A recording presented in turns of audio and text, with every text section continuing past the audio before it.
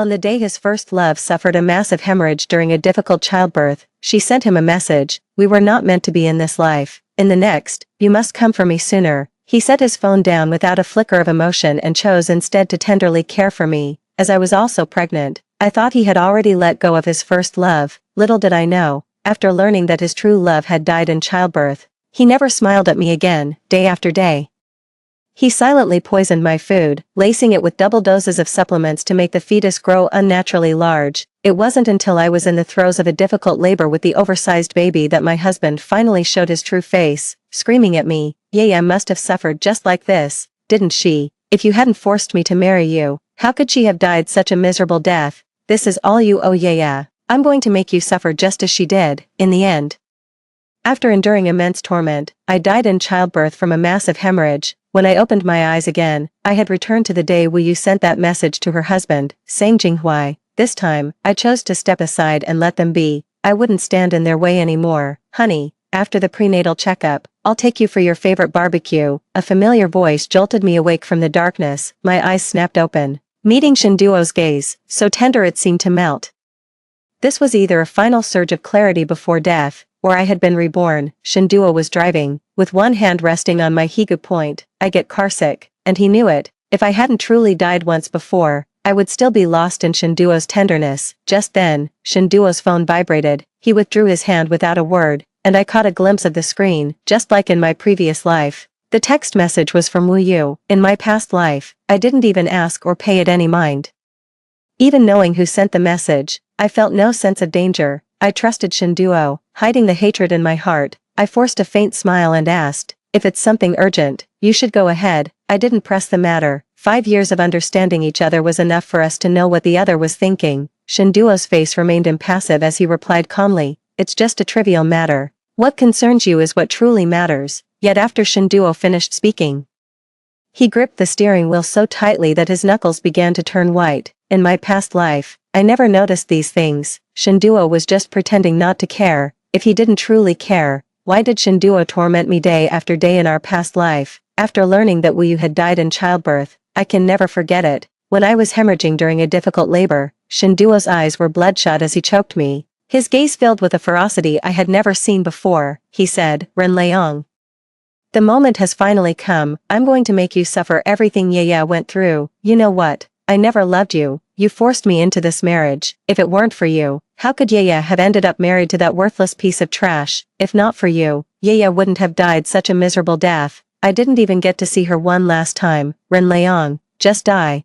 There was no time for shock, only unbearable agony. Through my tears, I begged Shinduo, pleading with him to save me. Shinduo's gaze was icy. Without another word, he simply watched as I bled out, struggling in agony until I died. Shinduo prevented the doctors from saving me. After my death, Shinduo didn't even bother to collect my body. Instead, he knelt before Wu Yu's tombstone, weeping uncontrollably. He gently stroked Wu Yu's tombstone, murmuring to himself, "Yaya, I've avenged you. I promise I'll marry you in our next life." I was stunned. All this time, Shinduo had been waiting for this moment. But Shinduo had clearly sworn he would only ever love me in this lifetime. In this life, I won't get involved in their tragic love story again. "Honey, what are you thinking about? You're not upset that Wu Yu contacted me, are you?" Shinduo suddenly stopped the car, and his voice pulled me back to the present. His eyes were clearly filled with concern, but remembering my brutal death in my past life, my back was already soaked with cold sweat.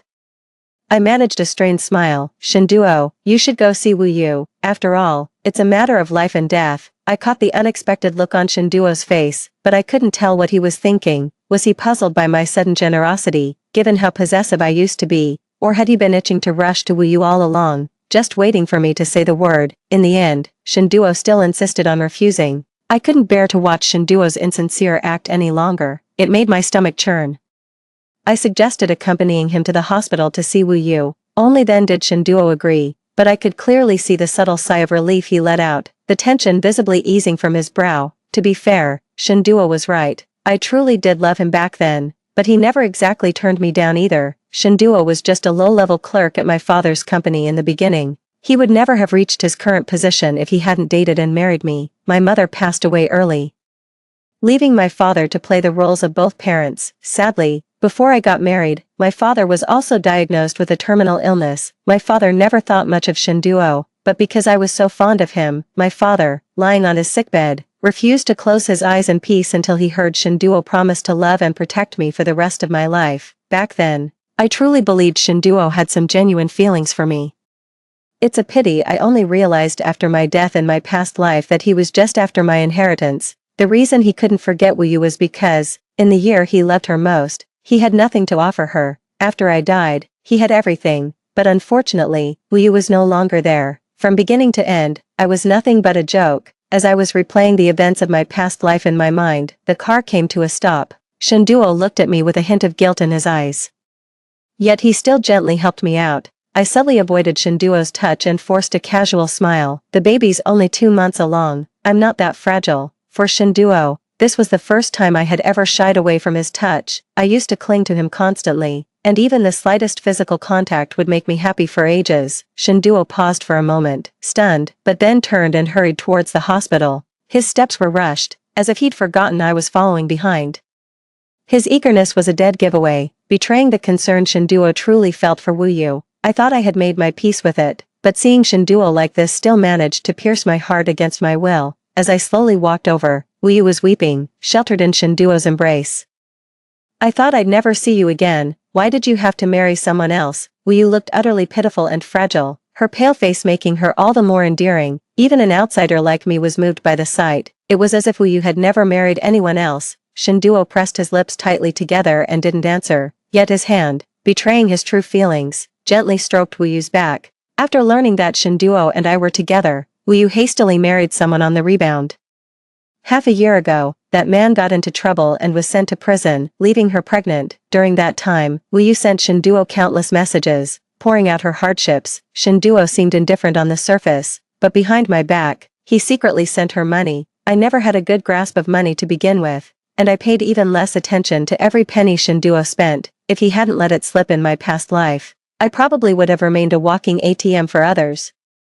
A nurse rushed in frantically, bumping into me and knocking me aside. I lost my balance and nearly fell. You must be the pregnant woman's husband. Sign the surgical consent form quickly. Don't delay her treatment. Shinduo didn't refute the nurse's characterization of him, instead hastily signing the surgical consent form. I stood at the doorway, feeling like an outsider. In my past life, Shinduo had refused to sign no matter what. Sure enough, Wu Yu truly held a much heavier place in Shinduo's heart. As Wu Yu was being wheeled away, she passed by Shinduo, clinging to his hand with deep reluctance. Her eyes welled up with tears. Duo, I'm scared. Will you stay with me? Just as Shinduo was about to agree, his gaze suddenly caught mine. The words died in his throat. I merely gave a faint, knowing smile. Go ahead, it's a human life, after all, with my consent. Shinduo didn't hesitate for a second. Taking Wu Yu straight to the operating room, the ward fell silent in an instant, and my thoughts gradually cleared. If Wu Yu's condition were truly critical, she wouldn't have waited for Shinduo to arrive. I don't even want to call out this little trick. After what felt like an eternity, Wu Yu was finally wheeled out, still clutching Shinduo's hand tightly. The nurse looked on with envy. Your husband is so wonderful to you. Most men would have run at the sight of all that blood. But yours didn't even blink. He stayed right by your side the whole time. The nurse's voice was quiet, yet it carried clearly to my ears. Wu Yu smiled shyly. Even though we lost the baby, having a man like him by my side is enough. With that, Wu Yu's gaze turned toward me, her eyes filled with challenge and triumph. Indeed, Wu Yu had every right to gloat. Even though Shinduo married me, his heart had always belonged to her. I didn't linger any longer and turned to leave. This tender, sweet moment was better left to them. Through the glass, I saw Shinduo watching me leave. He seemed to take half a step forward, but at Wu Yu's soft call, his gaze snapped back to her instantly. The two of them returned to the hospital room together. I stood downstairs, shivering from the cold, having forgotten to bring my coat when I got out of the car. Yet Shinduo, who had always been so attentive to me, didn't notice this small detail this time. When I took a taxi back by myself and looked at the house we had lived in for so many years, Shinduo's presence was everywhere, and an inexplicable wave of irritation washed over me. The sweetness of the past is still vivid in my mind. Shinduo would cook for me personally, even wash my underwear. If I casually mentioned a craving, he'd drive all over the city to find it for me, even in the dead of night. Yet, all of that turned out to be a lie. Perhaps the only things Shinduo ever said that were true were his words right before I died. I called my lawyer to draft the divorce papers and scheduled the abortion. With all that done, a weight lifted from my heart. I just sat on the sofa, numb, for the entire night. Shinduo did not come home that night. It made sense, yet it was still a shock. I had thought Shinduo would keep up the act a little longer. Thankfully, in this life, you did not die. At 5 in the morning.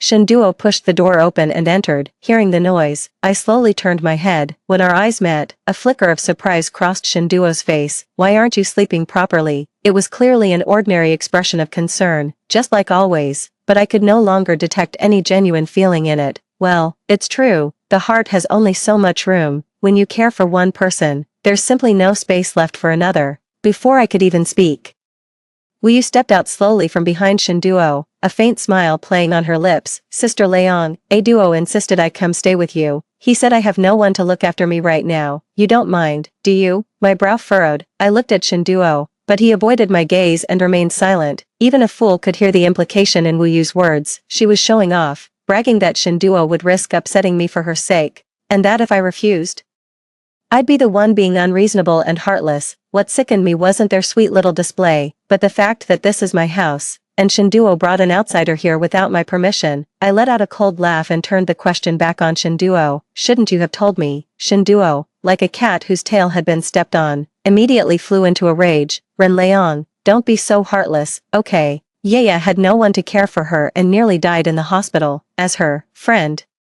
shouldn't I help her? As my wife, you should be a little more gracious to my friends." With just a few words, Shinduo had positioned himself on the moral high ground. In the past, I would have swallowed my pride. After all, I loved him and catered to his every whim. I've already died once, killed by the person I loved most. In this life, I refused to keep suffering in silence. I let out a cold, derisive snort. "You seem to have forgotten.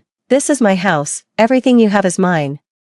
I have my standards. I won't have outsiders living under my roof. Nor will I tolerate the person I love having someone else in their heart." Shinduo was taken aback, clearly not expecting such a firm refusal from me. For a moment, he could only stare. Wu Yu's tears fell instantly as she clutched Shinduo's arm. "I know I'm just a burden. My husband's in prison. My parents have cut me off. I shouldn't drag you into this. I'll leave right now. Please, don't fight because of me, okay?"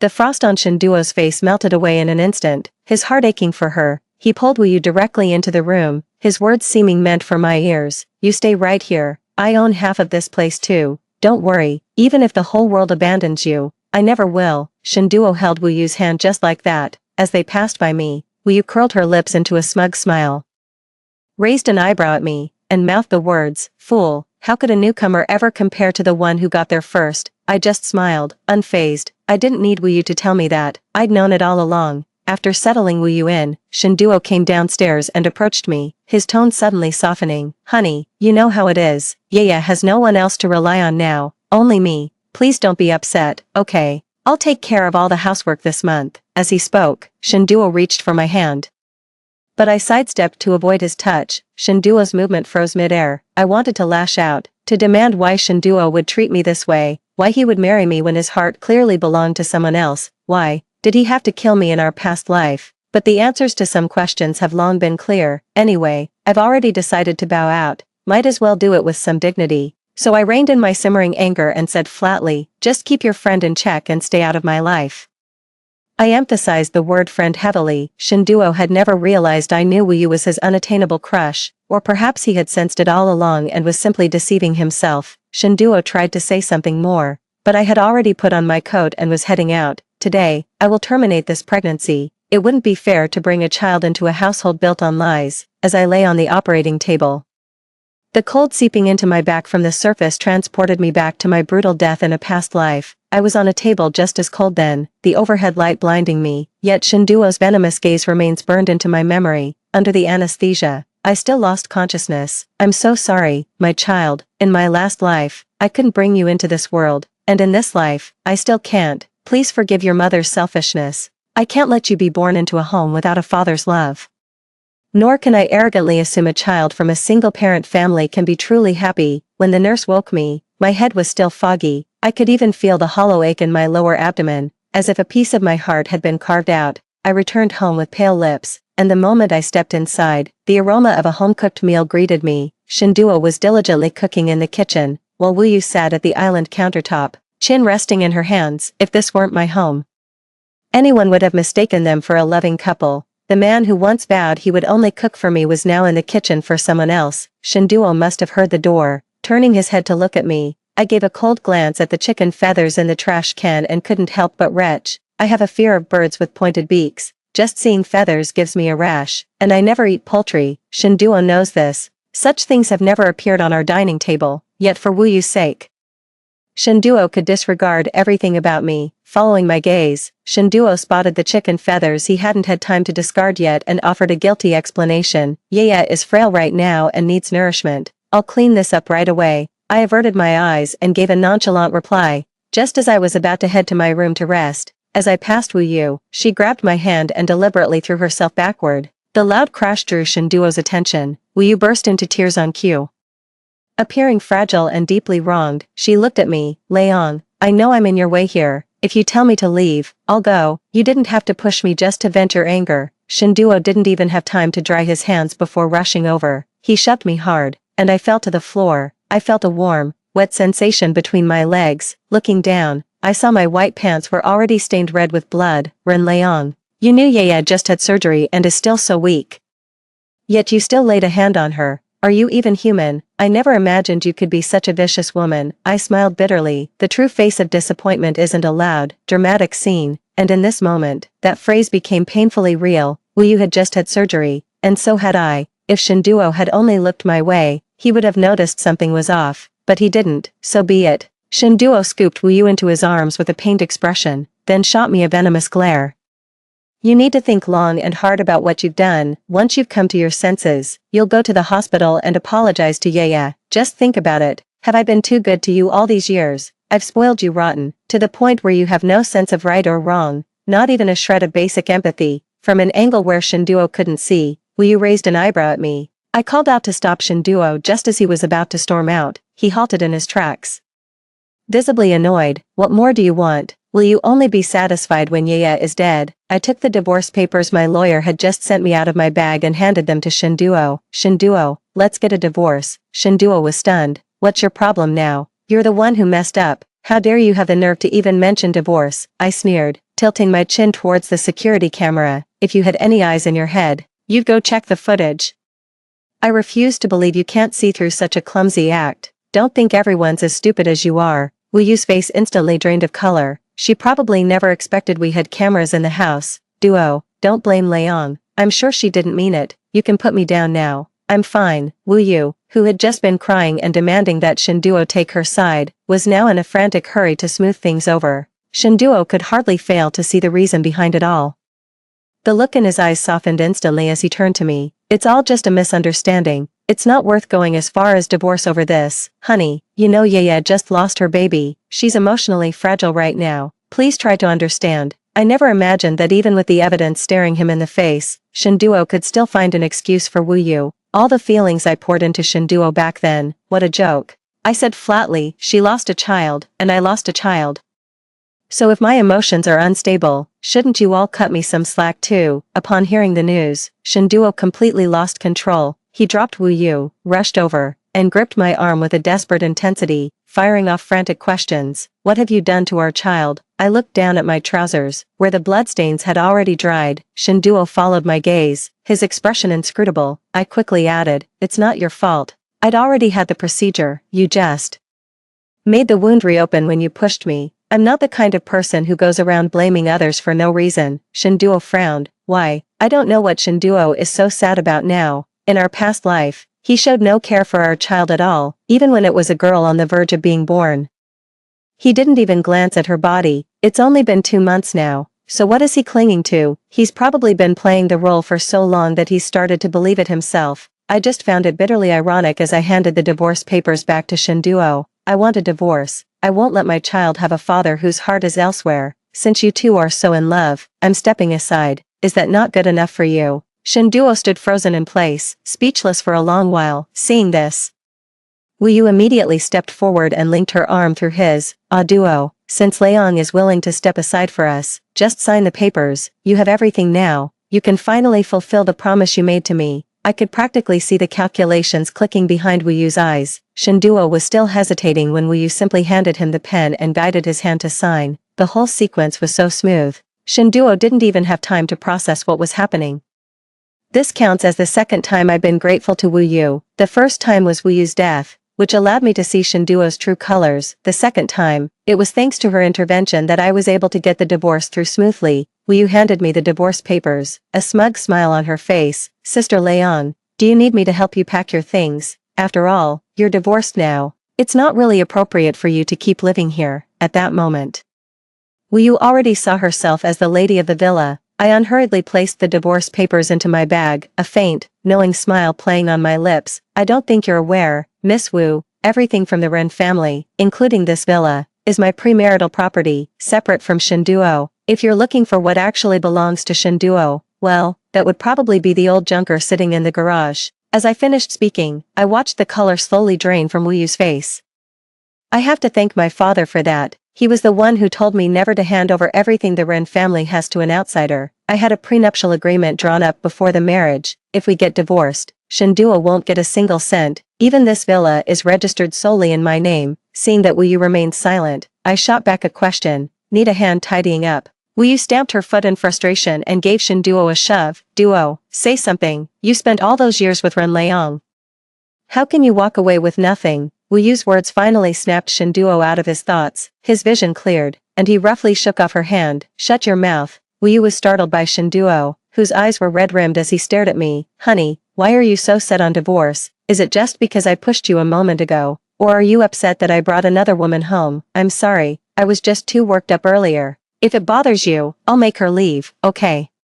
Please don't leave me. Shinduo's voice was choked with emotion, and I couldn't tell if he was being genuine, or perhaps, in that moment, Shinduo had finally seen Wu Yu for who she truly was. Then again, after all those years working for my father, Shinduo had become a shrewd operator. If Wu Yu had truly been unable to let him go, she wouldn't have married and had children, nor would she have turned on him the moment she found out he wouldn't get a single cent. So, even while his white moonlight was still alive, Shinduo was capable of clinging to the woman by his side. Was it me he couldn't bear to lose, our child, or the power and influence I brought him? I lifted my eyes lazily and offered a faint, wry smile. You were the one who abandoned me and our child first. Even though I knew Shinduo wouldn't understand what I was saying, it still felt like a release of the grievances I'd carried from my past life.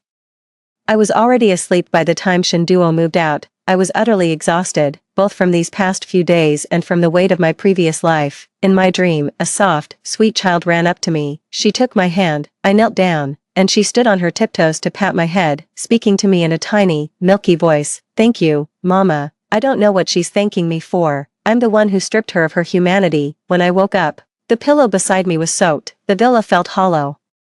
Devoid of Shinduo's presence, all his things were gone. Even if he hadn't wanted to leave, I had more than enough ways to make him. Shinduo was clever, and he knew me well. He understood that once I made a decision, I never went back on it. It was far more dignified for Shinduo to leave of his own accord than to be thrown out by the bodyguards, unexpectedly. I didn't feel the slightest bit out of sorts without Shinduo around. It's true.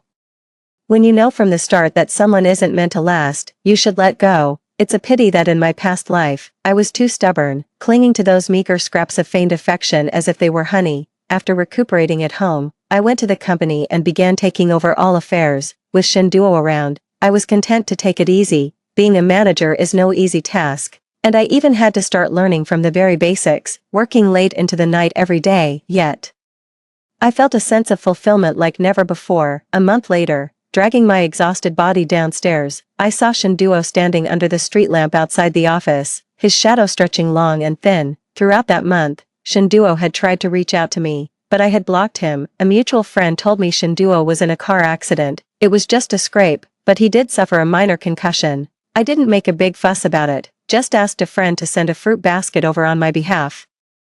It was a small token of my appreciation for the dedication he's shown in managing the company for me all these years. When I saw Shinduo again, his hair seemed a bit longer, and his eyes were filled with exhaustion. I was ready to ignore him and walk right past, but Shinduo rushed over and grabbed my wrist. In his eyes was an emotion I couldn't decipher: guilt, regret, and affection. At that thought, I let out a self-mocking laugh. How could Shinduo possibly love me, Mr. Shin? Mind your manners in public. I unceremoniously shook off Shinduo's hand, speaking with grave seriousness. Shinduo stood before me, somewhat ill at ease, yet his eyes remained fixed intently on me. You've come back too, haven't you? Those words were like a bomb dropped into a placid lake, instantly sending ripples through my once calm heart. I haven't sought revenge against Shinduo, simply because the wrongs were committed by the Shinduo of a past life. I can't just do something to him without reason, yet, the Shinduo before me now has rekindled that overwhelming hatred I once felt for him. I stared at him, unblinking. Even without looking in a mirror, I knew how terrifying my gaze must have been. It was as if my expression confirmed Shinduo's suspicions. He offered a bitter smile. I'm sorry. So, in Shinduo's mind, a simple apology is all it takes to make up for the suffering I endured in my past life. I must be so easy to appease. I let out a derisive snort. Shinduo's eyes dimmed with despair. Now I finally understand what you meant by what you said on the day of our divorce. It was my fault. I'm sorry for what I did to you, and to our child. Fine, now that I know everything, I won't hold back anymore, Mr. Shen.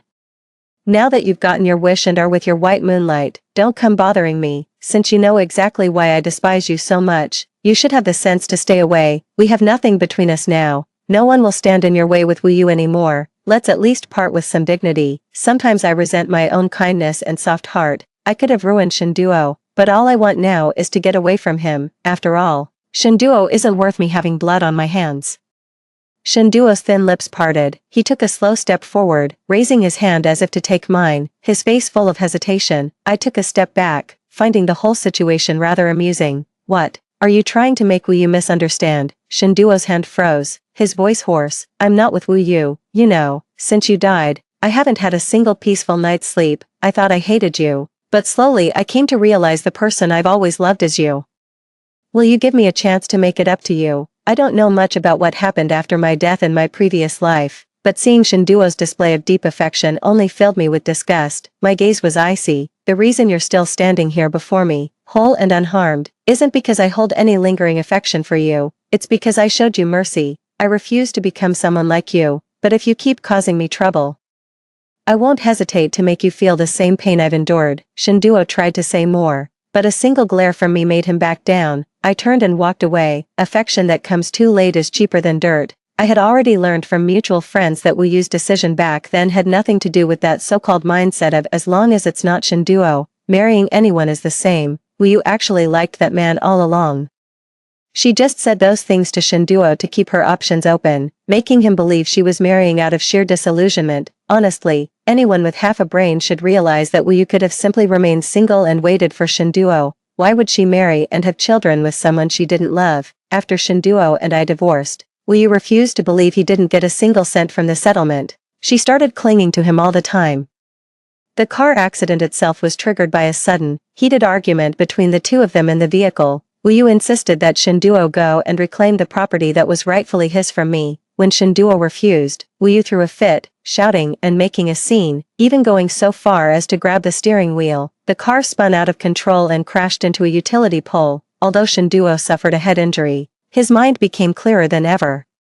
Perhaps that once gentle and radiant white moonlight became utterly detestable in a single, fleeting moment. In his past life, Shinduo could never forget Wu Yu, simply because she died in his heart during the most beautiful time of her life. I got into the car and saw Wu Yu running furiously toward Shinduo in the rearview mirror. I couldn't hear what they were saying, but by reading her lips, I caught a few fragmented phrases, something like, "A dog can't change its habit of eating filth, always eyeing what's in the pot while eating from its own bowl. What do you mean? Am I not the woman you love most? Why are you looking for Ren Leong?" Shinduo's eyes were filled with exhaustion and disgust. That's right, Shinduo was always like this. When he had me, he was thinking of Wu Yu. Now that I've stepped aside for them, he comes crawling back to me. Shinduo shook off Wu Yu and merely uttered, "I never agreed to be with you.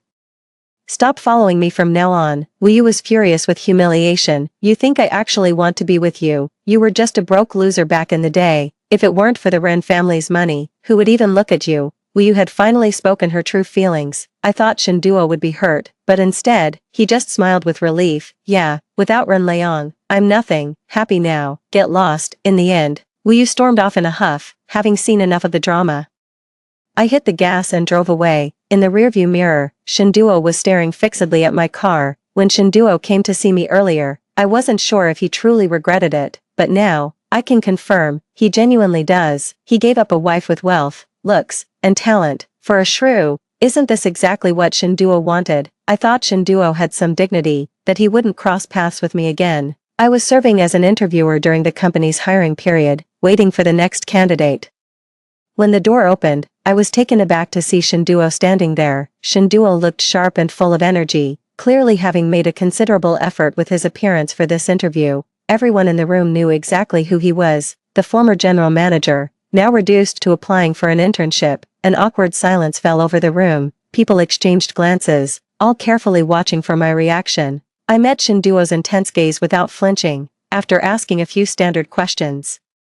I set my pen down and looked up at Shinduo. What makes you think you have an edge over those younger candidates? Shinduo began, his tone brimming with confidence. I've been here for 5 years, and served as general manager for another 3. No one understands the company's direction better than I do. I'm the only one who can truly help you. Shinduo's overconfidence left the entire room in stunned silence. I merely curled the corner of my lip and began to speak, unhurried and deliberate.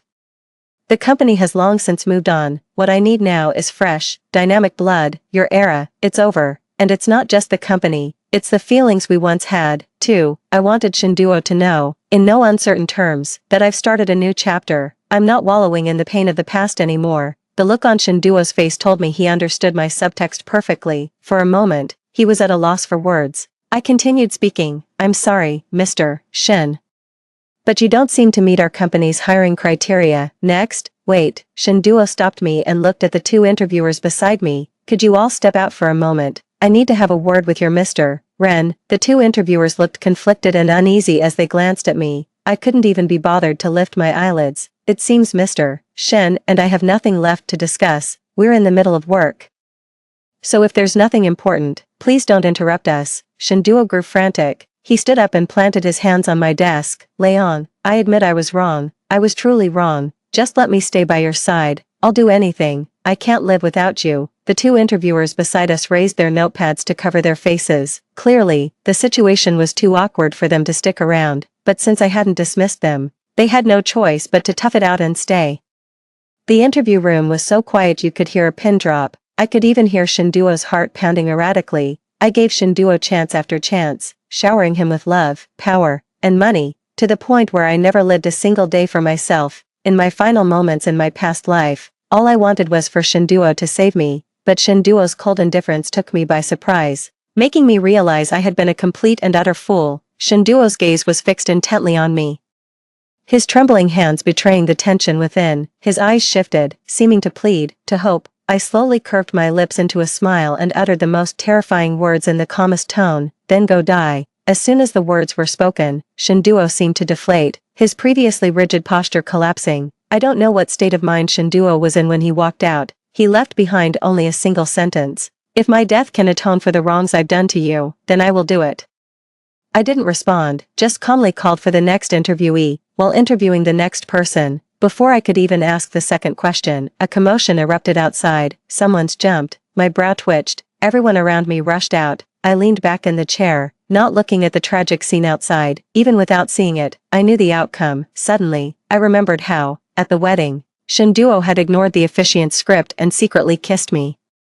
Perhaps Shinduo really did care for me once. You really are as self-righteous as ever. I sniffled and stood up. After all, I still have to clean up the mess. Shinduo, we're even. Story 2, Lin Wanwan. If you don't marry Battalion Commander Shen, I'll kill myself right in front of you. On the hospital bed, my adoptive mother, Shuetsuehua, pressed a kitchen knife against her own throat, her gaze fierce and unyielding. My heart turned to ash as I looked at the woman before me, ready to push me into a living hell for a mere 50,000 yuan bride price. In my past life, I listened to her and married Shin Changfeng, who had been left in a vegetative state after a car accident. I waited on him for 3 years, and the first words out of his mouth when he woke were, "You ugly monster, who said you could touch me?" What followed was endless humiliation and torment, until I met a miserable end in that cold, desolate military compound. In this life, I will never make the same mistake again. 1 June 1990, at the First People's Hospital of the provincial capital, I clutched my college entrance exam score report tightly, staring at the glaring red 695 with a tumult of emotions. The first order of business after being reborn was to escape the tragic fate of my previous life. 1-1. come in quickly, Auntie Shui is waiting for you. My cousin, Shui Jianhua, poked his head out from the hospital room, wearing an ingratiating smile. I took a deep breath and pushed the door open. Inside the room, Shui Zuihua was propped up against the headboard, her face sallow and looking seriously ill, but I knew she was just faking it. In my past life, she used this exact trick to con me into marrying Shen Changfeng, and then on the wedding day itself, she was up and about, lively as ever, heading out to play mahjong. Wan, you're finally here, seeing me. Shui Zuihua immediately put on a motherly expression, this illness of mine. I'm afraid it's the end. Before I die, I have one last wish. Go on. I watched her performance with a blank face. You know that officer from the Shen family, Shen Changfeng, right? He's lying in the military hospital now. The doctors say he might never wake up. With a shifty look in her eyes, Shui Zuihua said, his family sent a matchmaker. They're willing to offer 50,000 in bride price and promise to give you 500 a month for living expenses. 50,000, in 1990. That was a genuine fortune. No wonder Shui Zuihua was tempted. I know this is unfair to you, but our family is in a truly desperate situation. Your cousin needs the money for his wedding, and your younger cousin needs it for school. They're both counting on it. Shui Zuihua began to cry as she spoke. I raised you since you were a child. Now I'm begging you. Think of it as repaying me for bringing you up. Alright. Shui Jianhua chimed in from the side. Wan. The Shen family comes from a long line of military officers. They have a very prestigious background. Marrying into that family makes you an army wife. What an honor. And with Shen Changfeng in his current state, you'd be the one in charge. Think of the freedom. Exactly. Shui Zuihua hurriedly added. When he wakes up, he might even be grateful to you. Besides, if he really doesn't wake up, you're still young. You can always remarry later. Hearing all this high-sounding talk, I sneered inwardly. In my past life, I was fooled by these very words into thinking that marrying a comatose man would grant me more freedom, but when Shen Changfeng woke up, he showed no gratitude. Instead, he humiliated me in every way possible because of my status as an adopted daughter. What's even more terrifying is that he wasn't actually in a coma at all. He was fully conscious. For those 3 years, he was faking his coma, secretly observing my every move. He heard every single detail. Every word I said while caring for him, crystal clear. Then, after waking up, he used it all to torment me. So, Wan, what do you think? Give it some thought, urged Shui Zuihua. I looked up and said flatly, I disagree. The hospital room fell silent instantly. Shui Zuihua was taken aback for a moment, then her expression darkened. What did you say? I said, I do not agree to this marriage. I repeated. Shui Jianhua grew frantic. Wan, have you lost your mind? He's an army officer.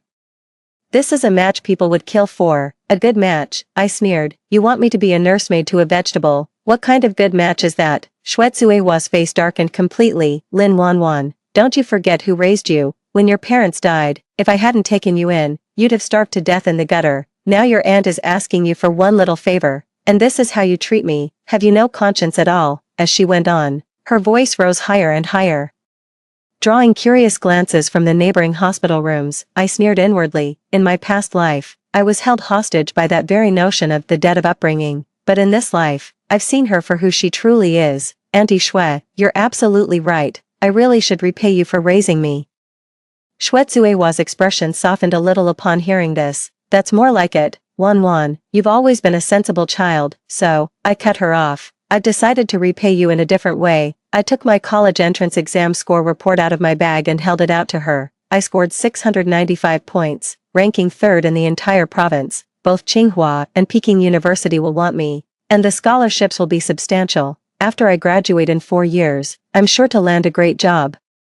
I'll give you 200 yuan a month for living expenses, and I'll keep doing that until you're old. Isn't that more practical than marrying a vegetable? Shui Zuihua stared at the transcript, her eyes nearly popping out of her head. 695 points, 3rd in the province. This is worth far more than a 50,000 yuan bride price. But then it occurred to her, who knows what will happen 4 years from now? The 50,000 in front of her was far more tangible. No. Shui Zuihua threw the report card to the ground. The marriage with the Shen family is settled. You must go. I bent down to pick up the report card, brushed the dust off it, feeling unusually calm. And what if I insist on not going? A flash of malice crossed Shui Zuihua's eyes. Then don't blame me for what happens next. Suddenly, she pulled a kitchen knife from under her pillow and pressed it against her own throat. Lin Wan, if you don't marry Battalion Commander Shen, I'll kill myself right in front of you. Shui Jianhua played along, shouting from the side, Mom, don't do anything rash. Then he turned to me and said, Wan, just agree already. Are you trying to drive my mother to her death? The other patients and their families in the ward were stunned by the scene and all urged me, young lady, a life is at stake here. Just say yes. Exactly. The kindness of a foster mother is as weighty as a mountain. How could you be so heartless?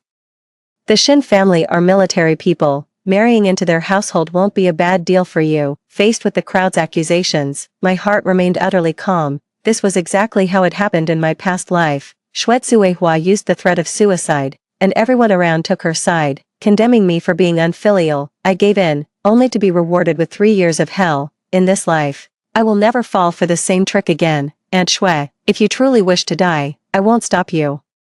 I said calmly, but you should think it through. If you die, who will take care of Shui Jianhua and Shui Xiaoya? One needs money for a wedding, the other for school. If you die, what will become of them? Shui Zuehua's hand trembled, and the kitchen knife nearly slipped from her grasp. She hadn't expected me to say that. You ungrateful wretch, she stammered, shaking with rage. All these years I've raised you for nothing. You didn't raise me for nothing.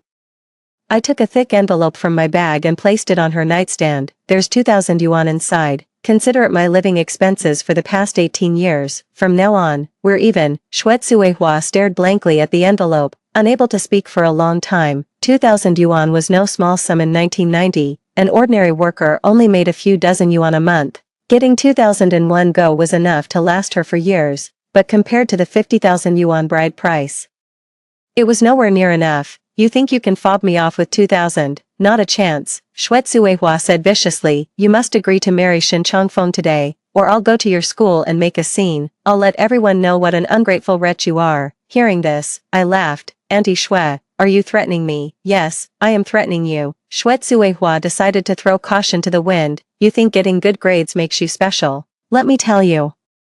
If I go and make a scene at your school, you'll be finished. What university would dare accept an ungrateful student? Forget about Tsinghua or Peking University, you won't even get into a regular college. Shui Jianhua chimed in with his own threat. That's right, Wan. Don't refuse a toast only to be forced to drink a forfeit. If my mom really goes to your school, your future is over. The other patients and their families nearby heard this and began to point and whisper about me.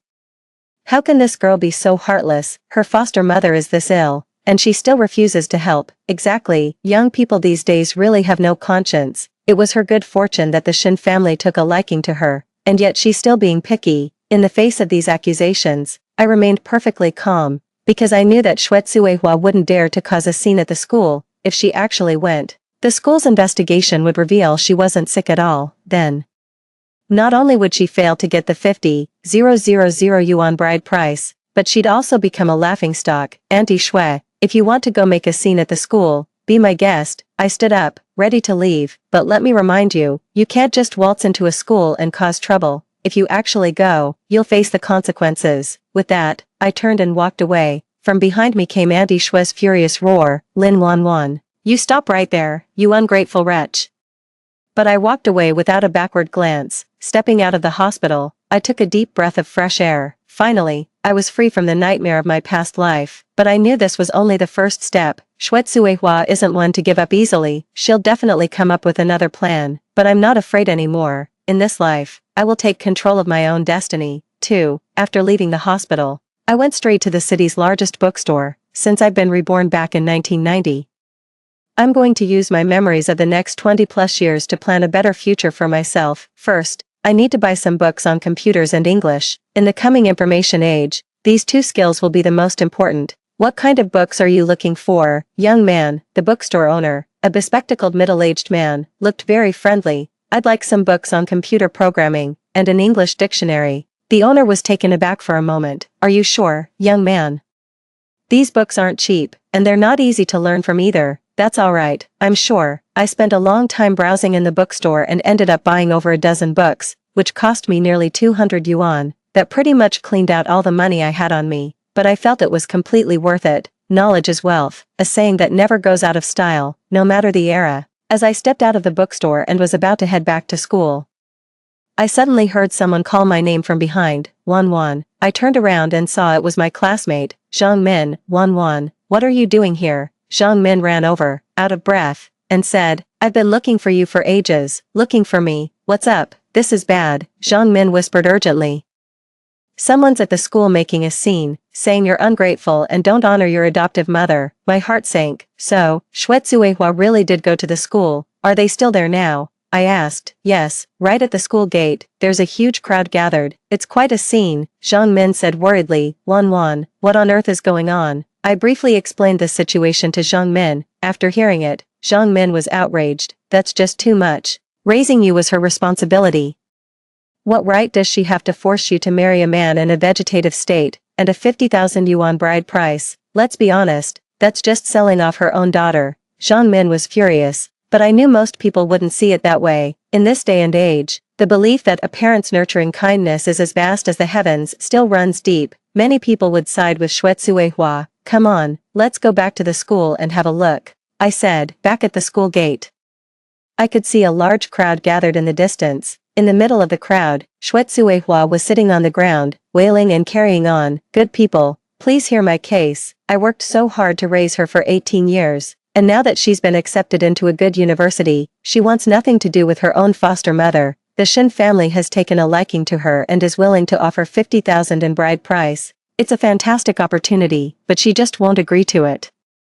I'm this sick, and when I begged her for help, you know what she said. She told me to drop dead. And this is the ungrateful wretch I raised for 18 years. Everyone around who heard it started pointing fingers at me and whispering, how could that girl be so heartless? A foster mother's kindness is greater than heaven. Exactly, the Shin family are military. Marrying into that family would be such an honor. Young people these days are just selfish. They don't have a shred of gratitude.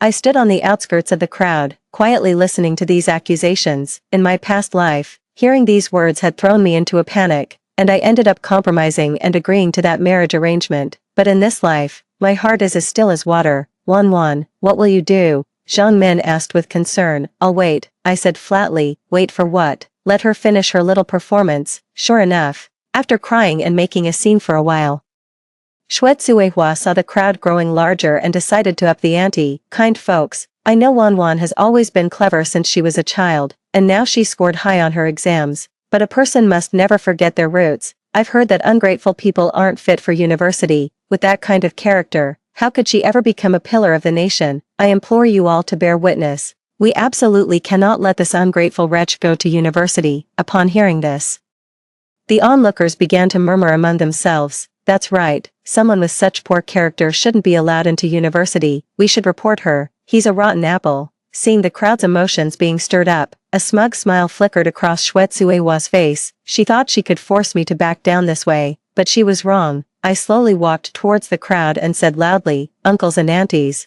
please quiet down for a moment and let me say a few words. The crowd gradually fell silent, and everyone turned their eyes to me. Seeing me appear, Xuezuehua immediately started wailing again. Wan, you're finally here. Please, agree to marry into the Shin family. I'm begging you. I ignored her and instead addressed the onlookers. Hello everyone, my name is Lin Wan, and I'm 18 years old. My parents passed away in a car accident when I was 3, and it was Xuezuehua who took me in. It's true.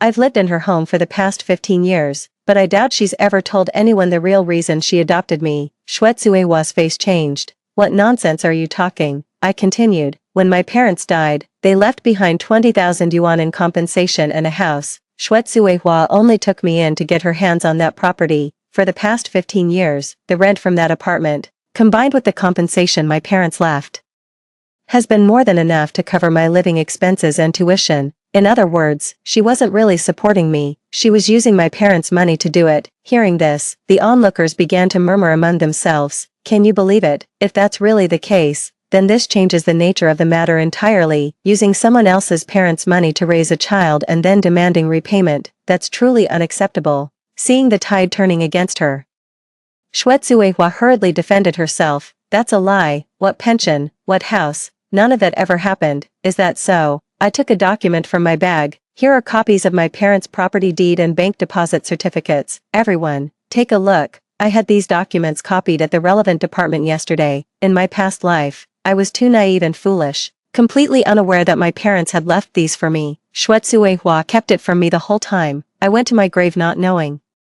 After being reborn in this life, the first thing I did was look into my parents' estate. It turns out that Xuetsuehua has been using my parents' money to support me all these years, and she never gave me a single penny from the rental income of that apartment. The onlookers passed the documents around, their faces changing color as they read, "My God, this woman has gone too far. You raised a child using their own parents' money, and now you dare demand repayment. This isn't a foster mother.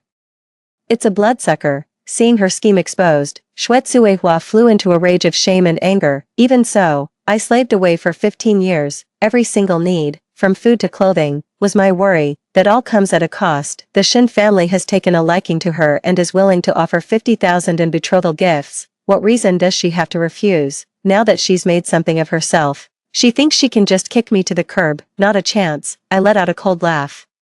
"Xuetsuehua, you want a return on your investment, is that it? Fine, I'll give it to you." I then took another envelope from my bag. "Here's 3,000 yuan, at market rates. That's more than enough to cover your services for the past 15 years. From now on, we're even. Don't come bothering me again." 3,000 yuan was a considerable sum of money back in 1990. The onlookers all thought I was being more than fair. She's a good girl, one who repays kindness with kindness.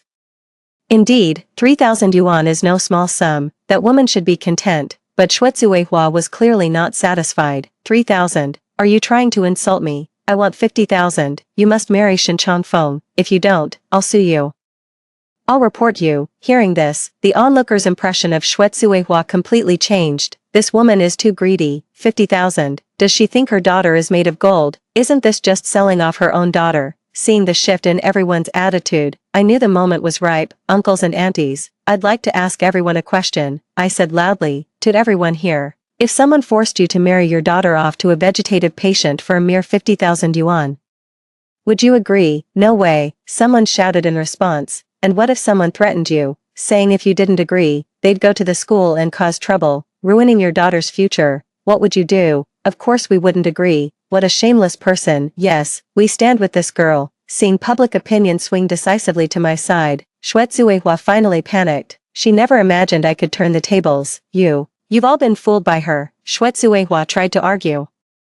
"She's an ungrateful wretch, a thankless little snake." But no one was listening to her anymore. Instead, people began to turn on her. "How can you speak like that? Woman, children have the right to make their own choices. Get out of here, before you make a complete fool of yourself." Seeing the situation turn against her, Xuetsuehua had no choice but to slink away in disgrace. Before leaving, she shot me a venomous glare. "Lin Wanwan, this isn't over." Watching her retreating figure, a wave of satisfaction washed over me. I had finally avenged a part of the grudge from my past life, but I knew this was only the beginning. Xuetsuehua wouldn't give up so easily. She was sure to try something else, but I'm not afraid anymore. We'll cross that bridge when we come to it. In this life, I'm going to live for myself. 3. After dealing with Xuetsuehua's matter, I returned to school. Senior year classes were over, and all my classmates were waiting to fill out their college applications. Wanwan, the moment I stepped into the classroom, my deskmate, Lu Xiaowen, came running over excitedly. "I heard you scored 695, third in the entire province." "Yeah," I nodded, sat down, and started flipping through the books I'd just bought. "Oh my God, you're amazing." Lu Xiaowen was beyond excited. "Tsinghua and Peking University will be fighting over you. Which university are you planning to apply to? And for what major?" I closed the book and thought it over carefully.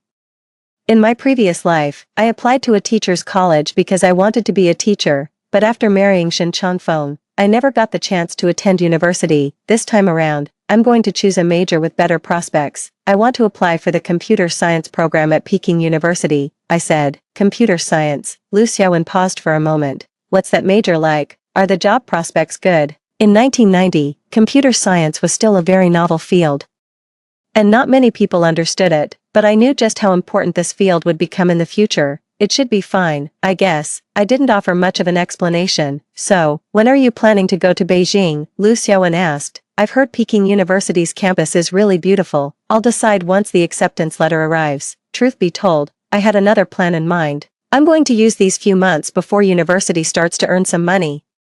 I know there will be some great investment opportunities in the coming years, things like stocks and real estate, but right now, I have too little capital and need to build up some seed money first. "Oh, Wanwan," Lu Xiaowen suddenly remembered something. "A male classmate came looking for you earlier." "A male classmate?" I asked, puzzled. "Who was it?" "I don't know him, and he didn't look like he was from our school." He said his surname was Shen and asked if you could go to the military hospital when you have time. Shen, my heart skipped a beat. Could it be someone from the Shen family? What else did he say? I asked nervously. Nothing else. Just that you should go to the hospital. Lu Xiaowen looked at me strangely. Wan, you look awful. Do you know him? I forced a smile. It's nothing. Probably just a misunderstanding. But inside, a storm was raging.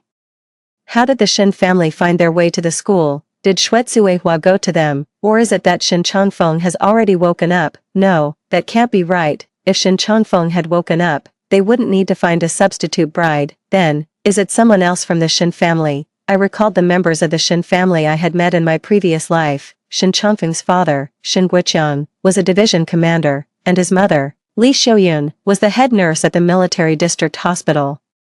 He also had a younger brother, Shen Changfeng, who was 3 years his junior. In my previous life, when I married into the family, Shen Changfeng was still studying at the military academy. However, this man left a very poor impression on me. The way he looks at me is always strange, as if he's sizing up prey. What's more, he's very perceptive. He acts decently enough in front of my parents, but behind their backs, he often says really awful things. It couldn't be him coming to find me, could it?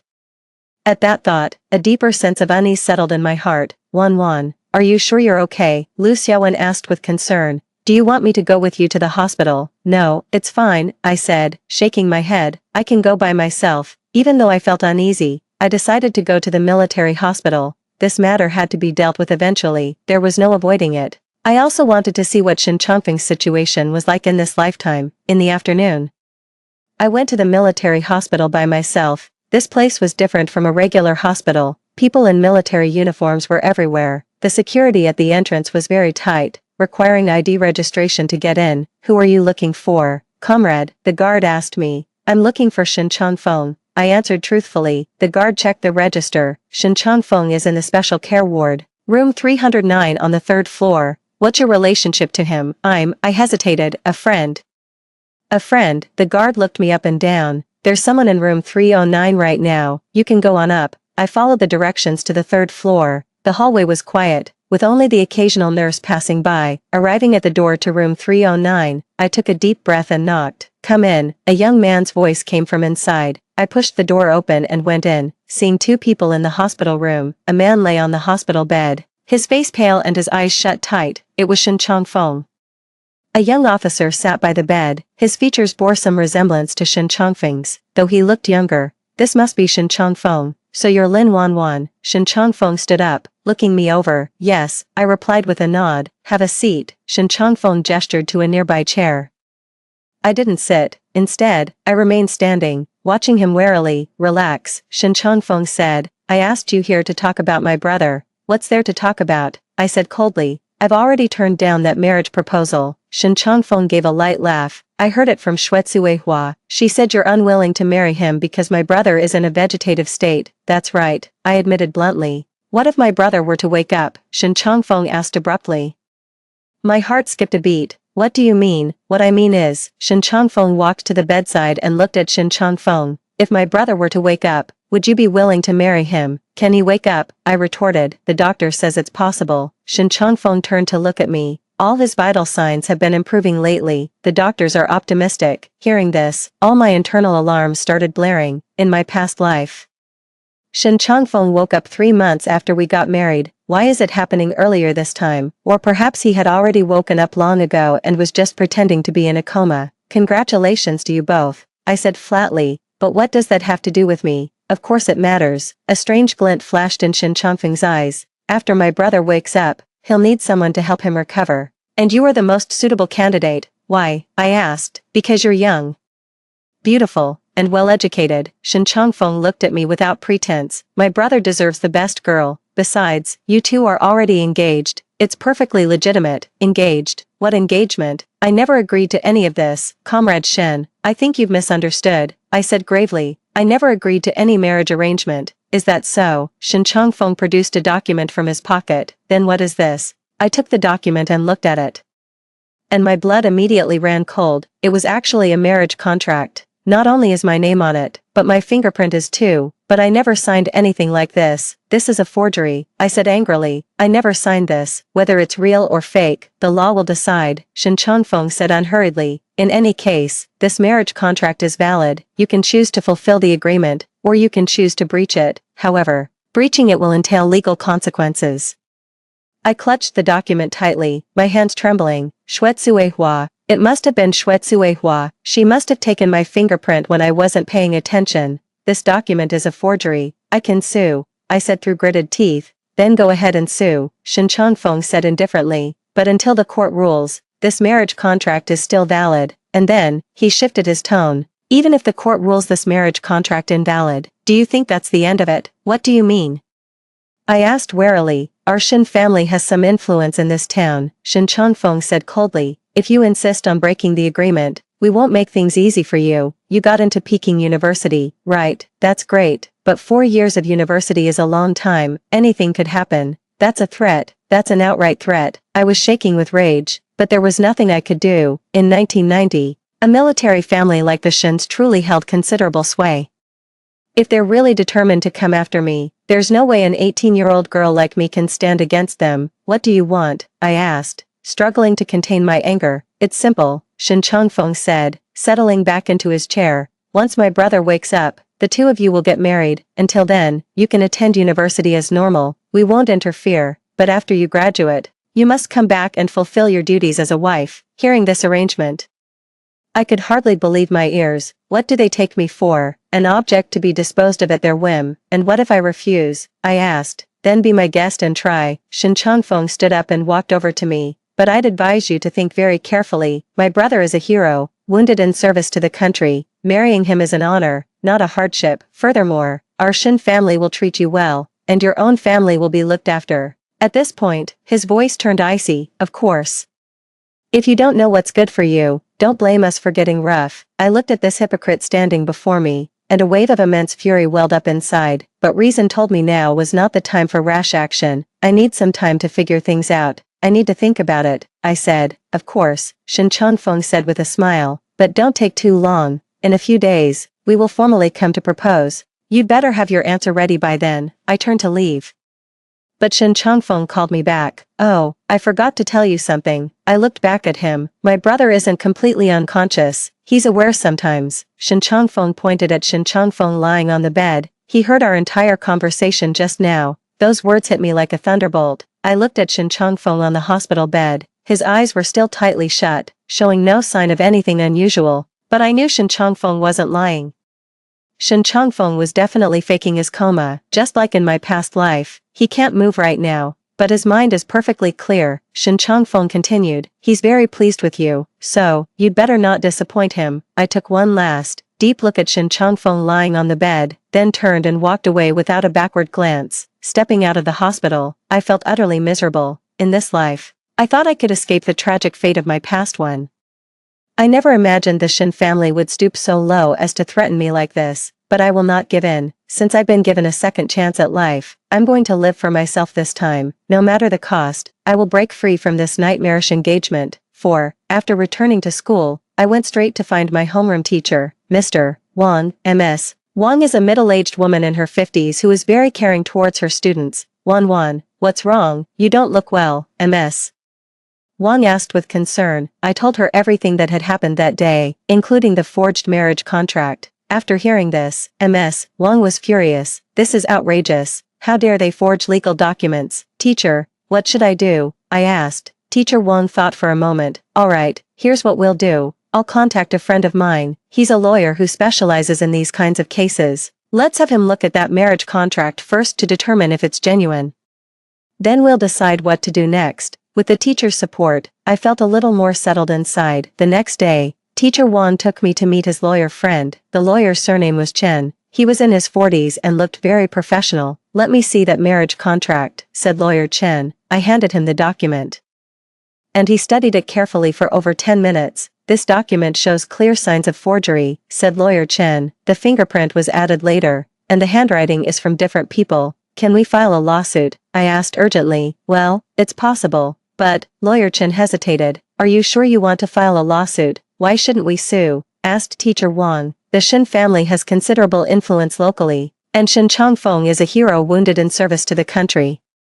Lawyer Chen explained, if this goes to court, public opinion may not be on our side. Furthermore, even if we win the case, the Shin family has 100 ways to retaliate. In the end, it's the girl who will suffer. Hearing this, both Teacher Wang and I fell silent. It's true, in this day and age, military families hold a very high status. If I were to report them, I'd likely be accused of not knowing what's good for me. What do we do then? Are we just going to let it go?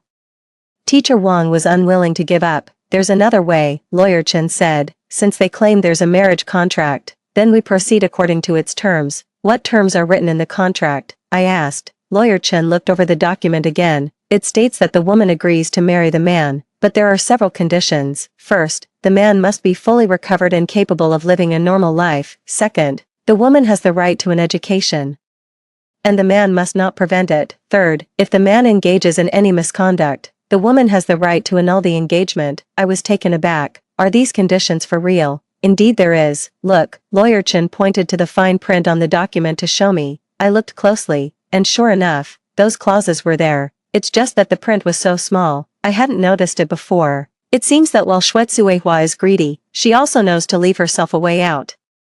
Are these conditions in our favor? I asked. Very much so, Lawyer Chen nodded. The first condition alone is sufficient. Shin Changfeng is currently in a vegetative state, which completely fails to meet the requirement of full recovery. Therefore, strictly speaking, this marriage contract is now invalid. Hearing this, my heart leapt with joy. So the marriage contract wasn't just a forgery, its terms were actually in my favor. So I can refuse them right now? I asked. In theory, yes, said Lawyer Chen. But you still need to be careful in practice. It's better if they back out on their own, rather than you being the one to break the agreement. How do we get them to back out? Asked Teacher Wang. That will require some strategy, said Lawyer Chen with a mysterious smile. After leaving the law firm, a plan began to form in my mind. Since Shin Changfeng is pretending to be unconscious, I'll play along with his little game.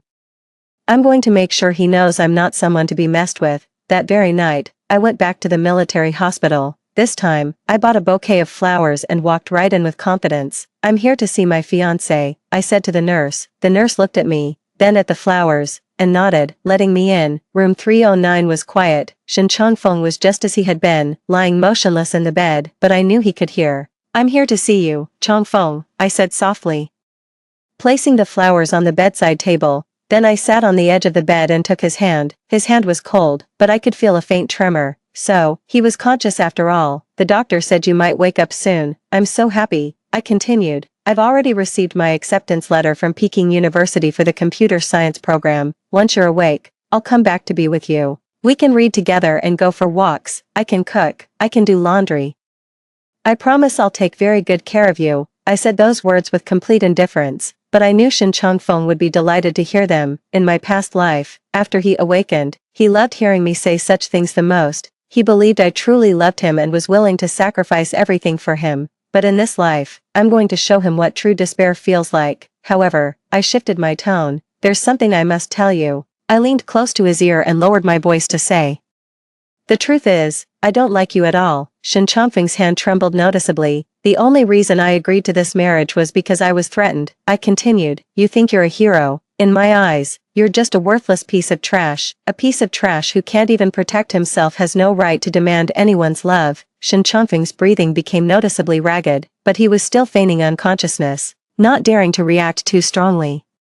And did you really think pretending to be unconscious was clever? I said with a cold laugh. I knew you were faking it all along. You deceived me for 3 years in my last life. I won't be fooled again in this one. At the words previous life, Shin Changfeng's body visibly stiffened. Though he couldn't possibly understand what I meant, he was clearly startled by this strange turn of phrase. Do you want to know what happened in my previous life? I whispered into his ear. Then I'll tell you, in that life, I really did marry you. I took care of you for 3 years, and when you woke up, instead of thanking me, you humiliated and tormented me in every way possible. In the end, I died in your Shin family's courtyard, a miserable death. Shin Changfeng's breathing grew increasingly ragged, and beads of sweat even broke out on his forehead. But the heavens gave me a second chance, I said viciously. In this life, I will make your Shin family pay. Do you really think threats will work on me? You're mistaken. I'd rather see us both destroyed than be controlled by you any longer. After saying this, I stood up and straightened my clothes. Alright, that's enough for today, I said, my voice softening once more. Brother Changfeng, you need to wake up soon, I'll come to see you every day. Then I turned and left the hospital room. When I reached the door, I deliberately glanced back. A single tear had welled up in the corner of Shen Changfeng's eye. I let out a cold laugh and walked away without looking back, trying to scare me. It's not over yet. This is just the beginning. 5. After returning from the hospital, I began to put my plan into action. The first step was to figure out the true situation of the Shen family. I sought out Li Hua, the high school classmate who came from the most well-off family. Li Hua's father is a municipal government official who knows the local area inside out. Brother Hua, I was hoping to ask about someone, I said. Who is it? Li Hua asked curiously. Shen Changfeng, the one from the military district hospital. Li Hua thought for a moment. Oh, you mean that officer from the car accident? Yes, that's the one. I've heard my father talk about him, Li Hua said, lowering his voice. His situation is complicated. How so? I asked urgently. His car crash wasn't an accident. Someone hit him on purpose, Li Hua said, and the person who did it still hasn't been caught. This news shocked me. In my previous life, I had no idea about any of this. Why would someone deliberately run into him? I asked. Hard to say. Li Hua shook his head. Could be a vendetta, or something else entirely. In short, the man had no shortage of enemies. No shortage of enemies. Now that's an interesting piece of information. Brother Hua, what else do you know? I asked. I also heard that things aren't very harmonious within the Shen family, Li Hua continued. The relationship between Shen Changfeng and his younger brother, Shen Changfeng, is quite strained. Why is that? It seems to be over an inheritance issue. Their grandfather left behind a considerable fortune, and the two brothers have fallen out badly while fighting over the rights to it. Moreover, Shen Changfeng has always believed that Shen Changfeng is unworthy of the title hero. This information gave me a new perspective on the Shen family, so they're not a monolithic block after all. Where there's conflict, there's an opportunity to be exploited. Brother Hua, could you help me find out a bit more about Shen Changfeng? I asked. I could, but why are you asking about him? Li Hua asked, puzzled. I gave him a brief explanation of my situation. After hearing it, Li Hua was furious. This is outrageous, using such underhanded tactics to force a marriage. Don't worry, I'll get to the bottom of this for you. With Li Hua's help, I quickly gathered more information. It turns out that Shen Changfeng not only had a poor relationship with his brother, but he was also a man of questionable character. He had a record of misconduct even during his time at the military academy, having been disciplined for fighting. Moreover, he had a gambling habit and was saddled with considerable debt. Most importantly, his attitude towards women was deeply problematic. He had harassed several female classmates. Armed with this information, I decided to take the initiative. The next day, I returned to the military district hospital. This time, I wasn't there to see Shen Changfeng, but to find Shen Changfeng. Is Comrade Shen in? I asked the nurse. Yes. In the lounge, the nurse pointed towards the end of the corridor. I walked up to the lounge door and knocked. Come in. I pushed the door open and went in. Shen Changfeng was reading a newspaper. He looked surprised to see me. Lin Wanwan, what brings you here? I came to talk to you, I said. Talk about what? Shen Changfeng put down the newspaper, looking at me with interest. About that marriage contract, I said directly. So, you've come around. Shen Changfeng chuckled. I knew it. A smart girl like you wouldn't make a foolish mistake. I have, indeed. I nodded, but I have a few conditions. What conditions? First, I can marry your brother as per the engagement, but the marriage won't be valid until he has fully recovered. Second, I must complete my university studies, and no one is to interfere during that time. Third, if your brother engages in any improper conduct, I reserve the right to annul the engagement. Shen Changfeng listened, nodded, and said, these terms are all quite reasonable. I can agree to them. Good. I said with a look of relief. I'm actually not an unreasonable person. You know, the Shen family has a long military tradition. It truly would be an honor to marry into it. Seeing me being so understanding, Shen Changfeng was quite pleased. In that case, he said, we have an agreement. However, I shifted the topic. I have a question. What's the question? Was your brother's car accident really an accident? I asked. Feigning nonchalance, Shen Changfeng's expression changed. Why are you asking about that? No reason, just curious, I said. Since we're going to be family, I should know a bit about the situation. Shen Changfeng fell silent for a moment, then said, it was no accident. What happened then? I pressed. Someone wanted him dead. Shen Changfeng's voice was icy. We're still investigating who, exactly. Could it be a revenge killing? I asked. Did your brother make any enemies in the military? It's not revenge, Shen Changfeng shook his head. It seems more like, he paused and didn't continue. More like what? I asked curiously. It's nothing, Shen Changfeng glanced at me. You don't need to worry about these things. But I could tell from his expression that he knew the truth. And this truth made him very uneasy. By the way, there's another question, I continued, fishing for information. Will your brother have any lasting effects after he wakes up? It shouldn't be, Shen Changfeng said. The doctor said there's no brain damage. Just temporary unconsciousness. He should be just like a normal person when he wakes up. That's good, I said, feigning a sigh of relief. I was worried there might be something wrong with him. Don't worry, Shen Changfeng said, other than not being able to move right now. My brother is perfectly normal. In fact, he's conscious at times now. He just can't express himself. This confirmed my suspicions. Shen Changfeng really was faking his coma. That's wonderful, I said happily.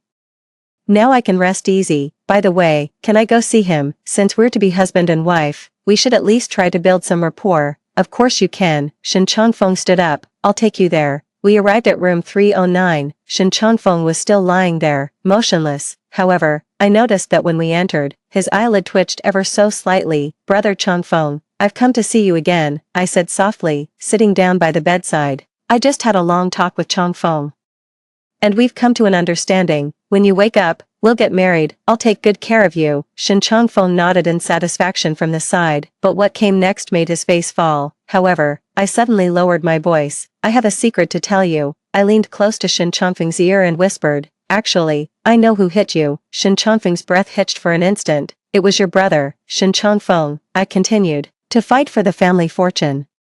He hired someone to run you over, and now, under the pretense of taking care of you, he's trying to transfer your assets into his own name. Although this is just my speculation, judging from Shen Changfeng's reaction just now, it's probably not far from the truth. Sure enough, Shen Changfeng's body began to tremble slightly. You don't believe me, I continued, then think back carefully to the day of the accident. Was it Changfeng who asked you to go out?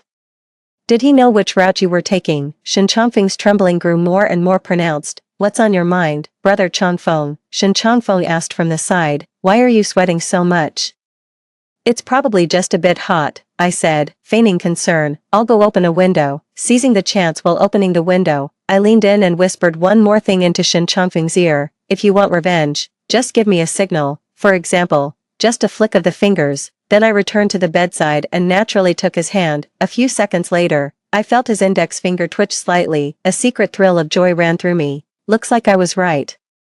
Shen Changfeng is the one who harmed him, and Shen Changfeng is already starting to suspect. Brother Changfeng, you need to get better soon, I said loudly. I'll come to see you every day. We have so much to talk about. Shen Changfeng watched our intimate interaction with satisfaction. You two look like a perfect match. Yes, I said with a smile. I feel like Changfeng and I are truly meant to be. Good, said Shen Changfeng. I'll arrange your formal engagement in a few days. So soon?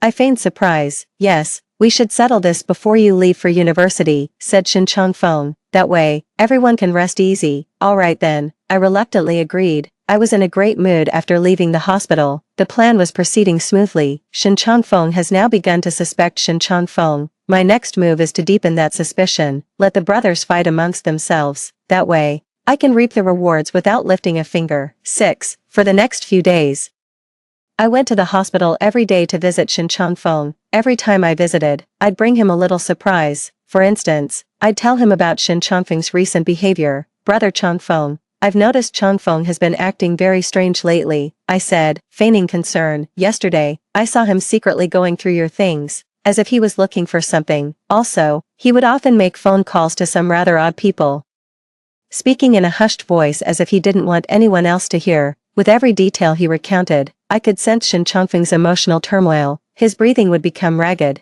and his fingers would tremble slightly. At times, I could even see tears welling up in the corners of his eyes. It was clear he had completely bought my story. At the same time, I was subtly feeding Shen Changfeng bits of intelligence. Changfeng, I think brother Changfeng seems to have something on his mind. I said, what's on his mind? Shen Changfeng asked. I'm not entirely sure, I said, but every time I bring up the car accident, he gets very agitated, and I get the feeling he's furious at someone. Furious? At who? Shen Changfeng's voice held a note of tension. I don't know, I shook my head, but I think you might remember something about what happened during the crash. Impossible, Shen Changfeng quickly denied. The doctor said he has no memory of that. Really? I said, puzzled. But I got the feeling he actually remembered something. For example, yesterday, I accidentally mentioned a name, and he had a really strong reaction. What name? Shen Changfeng asked nervously. I pretended to think for a moment. It was something like, Chen something or other. Chen Chang. Shen Changfeng blurted out. Yes, that's him, Chen Chang. I feigned a sudden realization. How do you know that name? Shen Changfeng realized he had slipped up, and his face fell. It's nothing. I must have misheard, he stammered, but I already got the information I needed. Chen Chang must be the guy Shen Changfeng hired to run down Shen Changfeng. Oh, I must have remembered wrong, I said, feigning nonchalance, but I could tell Shen Changfeng was starting to panic. He was worried that if Shen Changfeng really regained his memory, he would tell the truth. Sure enough, from that day on, Shen Changfeng's behavior became very strange. He started coming to the hospital frequently. Always staying alone in the ward, no one knew what he was doing. Sometimes when I went to see Shen Changfeng, I would find fresh bruises on his face. Brother Changfeng, what happened to your face? I asked, feigning concern. Of course, Shen Changfeng did not answer, but I deliberately said loudly, did someone hit you? Tell me by moving your finger. Sure enough, he gave a slight twitch of his index finger. My God, who could be so cruel? I said angrily, hitting a sick man.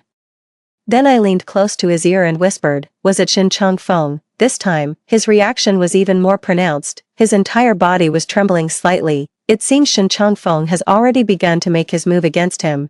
This is precisely the outcome I wanted. Over the next few days, I began to implement the next phase of the plan. I seized an opportunity to secretly plant a small recording device in Shen Changfeng's hospital room. I had Li Hua get it for me. It's very discreet and not easy to detect. Then, I started deliberately provoking Shen Changfeng. Changfeng, I think there's something off about your brother's condition, I said. What's wrong? Shen Changfeng asked warily. I think he's already awake. He's just pretending to be unconscious, I said bluntly. Shen Changfeng's face fell. What nonsense are you talking? It's not nonsense, I said earnestly. Yesterday, I tested him. I asked about things only he would know. He reacted to all of them. To what? Shen Changfeng asked nervously. Like the exact time and location of the car accident, I said. And, the man named Chen Chang. Hearing the name Chen Chang, Shen Changfeng completely panicked. Why are you asking about this? His voice trembled. No reason. I just wanted to understand what happened back then, I said, feigning innocence. After all, we're going to be family soon. What exactly happened that day? Why would someone hit Brother Changfeng?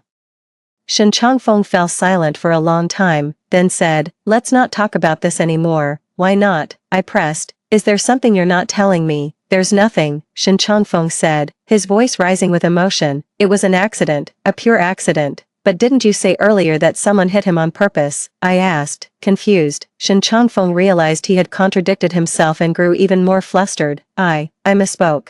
It was an accident, just an accident.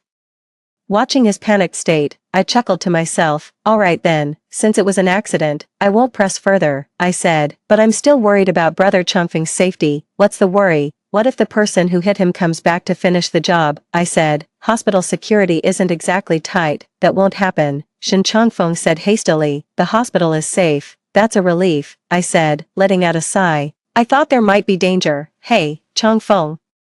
I wanted to ask you something. What is it? If Brother Changfeng really woke up but is pretending to still be unconscious, why do you think he'd do that? That question threw Shen Changfeng into a complete panic. He hemmed and hawed for a long time, unable to get a word out. Could it be because he learned something he shouldn't have? I pressed further. And that's why he's afraid to wake up. And no, that's not it, Shen Changfeng stammered. That's good then, I said with a smile. I was just asking. From that day on, Shen Changfeng grew even more anxious. He began visiting the hospital room frequently, insisting on having private conversations with Shen Changfeng each time. Even though Shen Changfeng never responded, Shen Changfeng would still talk to himself for a long time, and the recording device I had installed faithfully captured it all. A few days later, I retrieved the recording device and heard some extremely valuable content. Brother, are you awake or not? Shen Changfeng's voice was tense. If you're awake, give me a signal. I'm your brother. I wouldn't harm you. About the car accident, I know you might have your suspicions,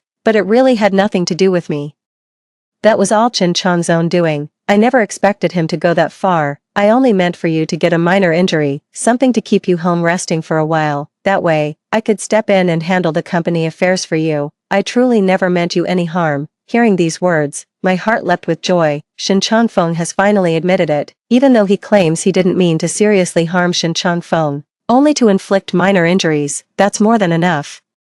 This constitutes intentional assault, or even attempted murder. With this recording, I've got leverage over Shin Changfeng, but I'm in no hurry to use it. I'll wait for a better opportunity. A few days later, the Shin family formally came to propose marriage. Besides Shin Changfeng, those who came included his parents, Shin Guiqiang and Li Xiuyun. They brought many gifts and were very courteous in their manner. Wan. We were all so happy to hear from Changfeng that you've agreed to this marriage. Li Xiuyun said with a smile, although Changfeng's situation isn't great right now, we firmly believe he'll pull through. When that time comes, you two will be husband and wife in the eyes of everyone. Shin Guiqiang also nodded in agreement. The Shin family will certainly treat you well. Not only will we support you through university, but we'll also secure a good job for you after graduation. And Changfeng's assets will all belong to you two in the future.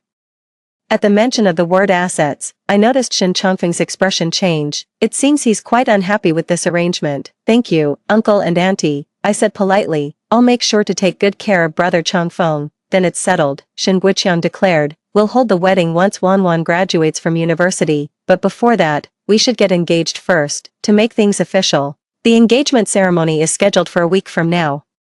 It will be held in the auditorium of the military district, with many friends and family invited to attend. Changfeng will be there too," Li Xiuyun said, "even though he can't move right now. This is a milestone in his life. He has to witness it." Hearing this, I felt a pang of emotion. This engagement ceremony might just be the most crucial step in my plan. Revealing the truth in front of so many people would have a truly stunning impact. "Alright, I have no objections," I agreed with a smile. After the Shin family left, I immediately began preparing for the final phase of the plan. First, I need to make sure Shin Changfeng wakes up for the engagement ceremony. This requires a special kind of pharmaceutical stimulation. I asked Li Hua for help, and he managed to get some stimulants from a friend of his father's. This drug can briefly rouse someone from a coma without causing any permanent harm. Next, I need to gather my evidence, besides the recording.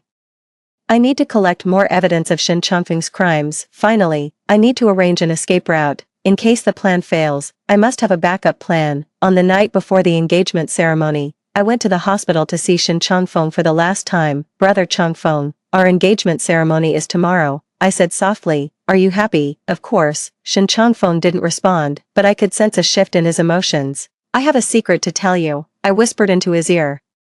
"There's going to be a big surprise at the engagement ceremony tomorrow. Your enemy will get exactly what they deserve, and our engagement will be called off completely. Do you want to see it all happen? If so, play along with me tomorrow." With that, I placed a small pill in the palm of his hand. "This is a stimulant. Take it at the critical moment, and it will briefly revive you. Remember, you must take it only when I give you the signal. Timing is crucial."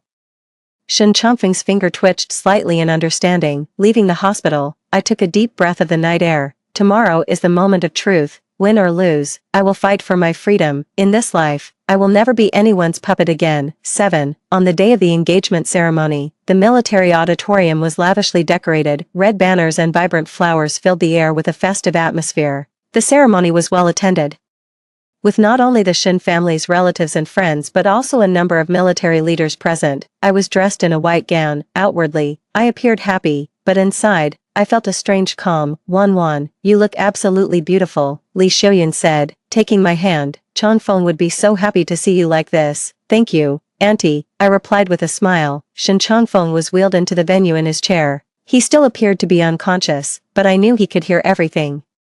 "Distinguished guests, welcome to the engagement ceremony of my son, Shin Changfeng, and comrade Lin Wan." Shin Guiqiang stood on the stage and announced in a resonant voice, "While Changfeng is in a unique situation right now, we believe love can work miracles. Wan's willingness to stand by him through thick and thin is a spirit we can all learn from." Warm applause erupted from the audience. "Now, please welcome the newlyweds to the stage," the host announced. Shin Changfeng and I wheeled Shin Changfeng's chair onto the stage. According to the schedule, the ring exchange was supposed to be next, but right at that moment, I suddenly spoke up. "Ladies and gentlemen, before we exchange rings, I'd like to say a few words." Shin Guiqiang was taken aback for a moment. but then he nodded. All right, go ahead. I took the microphone and looked out at everyone in the audience. I'm very happy to be engaged to Brother Changfeng today, but at this important moment, I have to tell you the truth. The people in the audience began to whisper amongst themselves, unsure of what I was about to say. Shen Changfeng's face darkened as he realized something was about to go terribly wrong. Brother Changfeng's car accident was no accident, I declared loudly. The words landed like a bomb, detonating among the crowd. What? Not an accident? What's going on? The audience erupted into chaos. Shen Guiqiang hurriedly intervened. Wan, don't talk nonsense. I'm not talking nonsense, I said calmly. I have proof. With that, I produced a recording device. This contains the real culprit's confession. The real culprit. Who is it? Someone shouted. I looked at Shen Changfeng standing beside me. His face had gone as white as a sheet. It was Shen Changfeng, I said, pointing at him. He hired someone to run down his own brother. That statement completely detonated the room. Impossible. How could it be him? But they're brothers. That's a lie, Shen Changfeng hastily denied. How could I ever harm my own brother? Is that so? I sneered and pressed the play button. Shen Changfeng's voice came through the recording device. About the car accident. I know you might have your suspicions, but it really had nothing to do with me. Chen Chang acted on his own. I never expected him to go that far. I only wanted you to get a minor injury, to rest at home for a while. That way, I could handle the company's affairs for you. Upon hearing this, the entire room erupted in an uproar. Shen Guiqiang trembled with rage. Changfeng, what is the meaning of this? Shen Changfeng attempted to defend himself. This is fabricated. She's framing me. Fabricated, I sneered. Then let me play you some of the other recordings. I played a few more recordings, all of which were Shen Changfeng's confessions from the hospital room. The evidence is irrefutable, you monster, Shen Guiqiang shouted in rage, slapping Shen Changfeng across the face. How could you do such a thing? Dad, I really didn't mean to hurt my brother, Shen Changfeng sobbed. I just wanted to. What are you thinking? Trying to seize the family fortune. Li Xiuyun trembled with rage. Changfeng is your own brother. The crowd below grew even more agitated. How dreadful.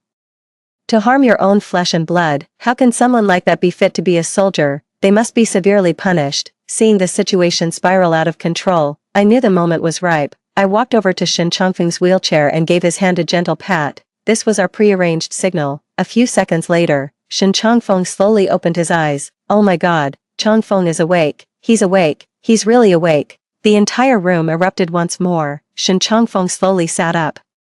His movements were stiff, but he was unmistakably conscious. He looked at Shen Changfeng, his eyes filled with anger and disappointment. Shen Changfeng, he began, his voice hoarse yet clear. I never imagined the one who harmed me would be you, brother. Shen Changfeng knelt on the ground, weeping uncontrollably. I truly never meant to hurt you. You didn't mean to harm me, Shen Changfeng sneered. Then why did you hire Chen Chang to run me over? I just wanted you to get hurt, so I could take over the company, Shen Changfeng sobbed. I'm deep in gambling debt and desperate for money, so you were after my life, Shen Changfeng said furiously. I almost died. Do you realize that? I know I was wrong. I truly know I was wrong, Shen Changfeng kowtowed frantically. Brother, please forgive me, but Shen Changfeng had no desire to hear his excuses any longer. He turned his gaze to the crowd below and declared in a loud voice, everyone, Shen Changfeng, swear here and now that I sever all brotherly ties with Shen Changfeng from this day forward. His actions have nothing to do with my family, the Shen family, Shen Guiqiang declared furiously. Shen Changfeng, from this day forward, you are no longer a member of the Shen family. I'm calling the police to have you arrested. Seeing the Shen family completely torn apart from within, I knew my plan had succeeded, but there was still one final step. I stepped up to the microphone and said loudly, everyone, there's one more thing I must make clear. My engagement to Shen Changfeng was forced upon me. Now that brother Changfeng is lucid, I want to hear his true feelings. I looked at Shen Changfeng. Changfeng, will you marry me? Shen Changfeng was silent for a moment, then shook his head. Wan, you're a wonderful girl, but we're not right for each other. You're still young. You should make your own choices. I can't bind your entire life to a marriage contract. Hearing this, my heart swelled with joy. Finally, I was free from this nightmarish engagement. Very well, our engagement is officially dissolved, I declared loudly. The crowd below began to murmur, with some in support and others in opposition, but I didn't care anymore. What mattered was that I was free. Just then, the police arrived on the scene. So Shen Guiqiang really did call the police. Shen Changfeng, you're under arrest. The officer presented the arrest warrant. You are suspected of intentional assault and conspiracy to commit murder. watching Shen Changfeng being led away. A wave of grim satisfaction washed over me. The score from my past life was finally settled. The ceremony ended in chaos. The crowd gradually dispersed, leaving only Shen Changfeng and me. "Thank you," Shen Changfeng said, looking at me. "If it weren't for you, I might never have learned the truth." "Don't mention it," I said flatly. "I was just fighting for my own freedom." "You really don't hate me?" Shen Changfeng asked. "After all, I did deceive you. What's the use of hatred?" I retorted. "Let bygones be bygones. From now on, we go our separate ways and have nothing to do with each other." Shen Changfeng nodded. "Alright, you're still young, you should have a better future. Wishing you every success in your studies at Peking University." I turned to leave, but Shen Changfeng called out to me again, "Wan Wan.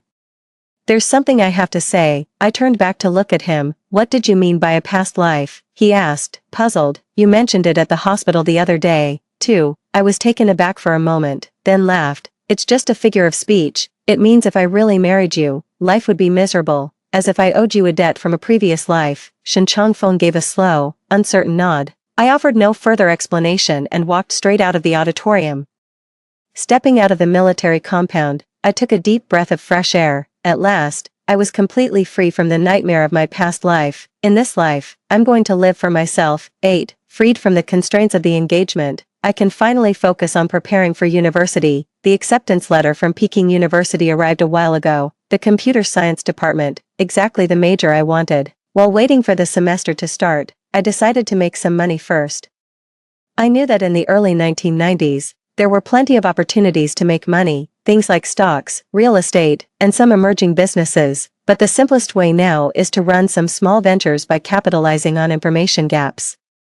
I found Li Hua and discussed a potential partnership with him. "Brother Hua, I'm thinking of starting a small business. Are you interested?" I said. "What kind of business?" Li Hua asked curiously. "Reselling some high-demand goods," I said, "like electronics, imported goods, that sort of thing." In those days, electronic goods were still scarce and very expensive. If we could source products from places like Shenzhen and sell them inland, the profits would be substantial. "That's a good idea." Li Hua nodded. "But we'll need startup capital." "I'll figure out the money part," I said. "I don't have much money on hand, but I can figure out another way. For example, I know a thing or two about which stocks are rising and falling. Although the stock market isn't fully developed yet, there are already some stocks being traded." I took the only $1,000 I had on me and went to the stock exchange. "I'd like to buy some stocks." I said to the clerk. "Young man, are you sure?"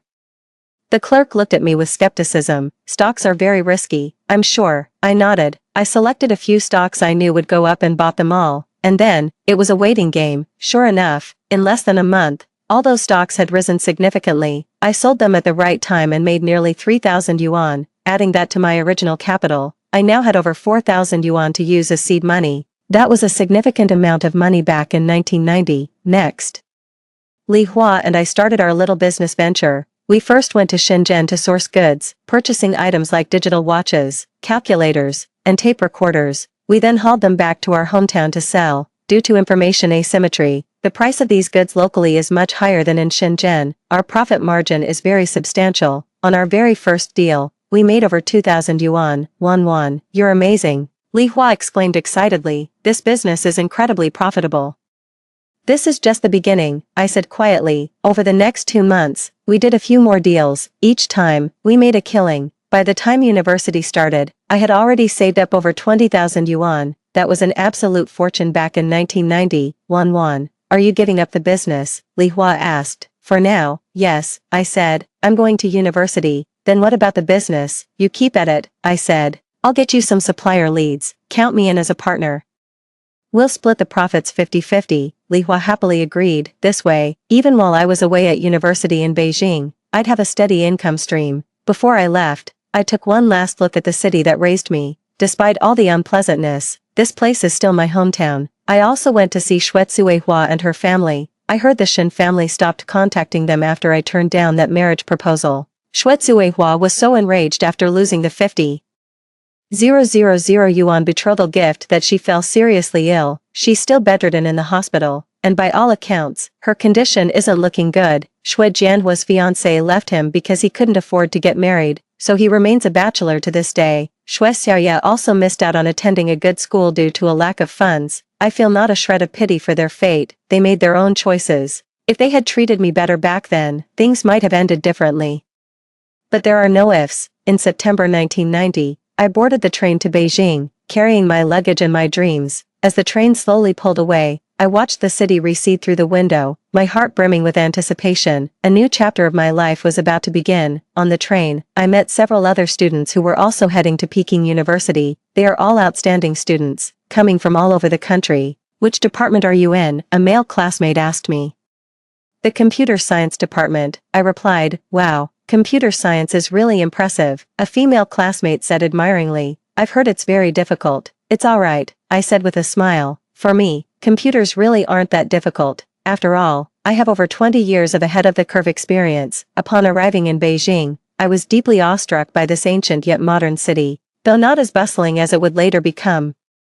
Beijing already had the unmistakable air of a major metropolis. The campus of Peking University was breathtakingly beautiful, the ancient architecture, the lush trees, and that profound, scholarly atmosphere. This is where my dream begins, I said silently to myself. The dorm is a 4-person room, and my roommates are from Shanghai, Guangzhou, and Xi'an, respectively. They were all very friendly, and we got to know each other quickly. Wan, why did you choose to major in computer science? Asked Xiaoyu, my roommate from Shanghai. There aren't many girls in this field. I think this major has good prospects, I said. A promising field? Asked Xiaoxue, my roommate from Guangzhou, with a hint of doubt. Computers aren't very common yet. They will be, I said with certainty, and soon. My roommates all thought I was very competent, but they didn't know I actually had the superpower of foreseeing the future. On the first day of the semester, we attended the freshman orientation ceremony. The university president delivered a speech from the stage, recounting the history and traditions of Peking University. Students, you are the hope of our nation and the future of our people, the president said passionately. I hope that during your 4 years at Peking University, you will not only acquire knowledge but also cultivate a proper outlook on life and values. Warm applause erupted from the audience. I joined in the applause. Though my mind was preoccupied with my own plans, I'm going to make the most of my 4 years in college. I'll not only master my major, but also build a network and broaden my horizons. More importantly, I need to lay the groundwork for my future career. I know that China is on the cusp of momentous change. The internet will rise, the economy will soar, and opportunities of all kinds will emerge one after another. My task is to seize these opportunities and become a pioneer of the times. In the first computer science class, the professor covered fundamental programming concepts. For the other students, this was all brand new knowledge, but for me, it was a piece of cake. Any questions? The professor asked. I raised my hand. Professor, I have a question. Go ahead, right now. Computers are mainly used for scientific calculations, but I think in the future, they could have many more applications, like for office work, entertainment, communication, and so on. What do you think of that direction? The professor paused for a moment, then smiled. That's a very interesting idea. Indeed, the potential applications for computers are limitless. It's still too early for that. The technology just isn't there yet. It might take decades before that becomes possible.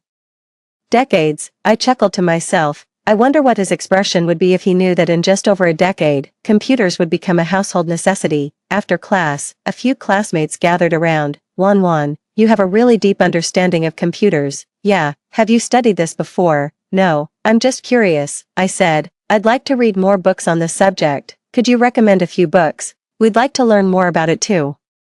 I recommended a few computer books that were quite advanced for the time. Although they were primitive compared to later technology, they were considered cutting edge in 1990, and so, my university life began. I attended classes during the day and studied on my own at night. I not only had to learn the course material, but also teach myself more advanced technologies, such as networking, database technologies, software engineering, and so on. These aren't mainstream yet, but I know they'll be the next big thing. At the same time, I kept my business ventures going. I stayed in touch with Li Hua, guiding him as he continued to run our small company. The business grew steadily, and the profits became increasingly substantial. By the end of my freshman year, I had already saved up 100,000 yuan. In the early 1990s, that was an absolutely astronomical sum of money. Wan, you're amazing, my roommates said with envy. Top of the class and a whiz at making money. This is just pocket change, I said casually. The real opportunities are still ahead. It's true, what I'm doing now is just building up my initial capital. The truly big opportunities won't arrive until the mid to late 1990s. When that time comes, I'll leverage what I built to seize the opportunities of the era and achieve true financial freedom, but for now, I need to keep working hard, keep learning, and keep building. Because I know that opportunity favors the prepared mind. 9. At the start of my sophomore year, I met someone who would change the course of my life. His name was Professor Zhang, a young, newly arrived faculty member in our department who had just returned from studying in the United States. Professor Zhang introduced many advanced concepts and technologies, which really broadened my horizons. Class, today I'd like to discuss a concept with you all, the Internet. Professor Zhang said in the lecture, "What is the Internet? Simply put, it's about connecting computers from all over the world to share information." The students in the audience were quite puzzled and didn't grasp the concept, but inside, I was absolutely thrilled. Finally, someone mentioned the Internet. It's still early days, but this is truly the most important technological revolution of the future. After class, I went up to Professor Zhang on my own initiative. "Professor, I'm very interested in this Internet you just mentioned," I said. "Oh, are you familiar with the subject?" Professor Zhang asked, sounding somewhat surprised. "Somewhat," I said. "I believe this technology will completely transform the way humans live." "Excellent," Professor Zhang said excitedly. "Very few students grasp the significance of the Internet. Would you like to join my research project?" "Absolutely," I agreed without hesitation, and just like that, I became Professor Zhang's research assistant. In his laboratory, I was exposed to the most advanced networking technologies. The Internet back then was primitive, slow and limited in function, but I could sense the immense potential it held. "You have a real gift, Lin," Professor Zhang praised me. "You grasp complex concepts almost instantly, and your thinking is very original. You often come up with highly valuable suggestions." Indeed, with my knowledge of the future, I could accurately discern which technological paths were the right ones. That really made Professor Zhang see me in a new light. "Professor, I'd like to ask you a question," I said to Professor Zhang one day. "What is it?" "When do you think the Internet will become common in ordinary households?" Professor Zhang thought for a moment. "It's hard to say," he replied. "Technological development takes time, and the costs are significant.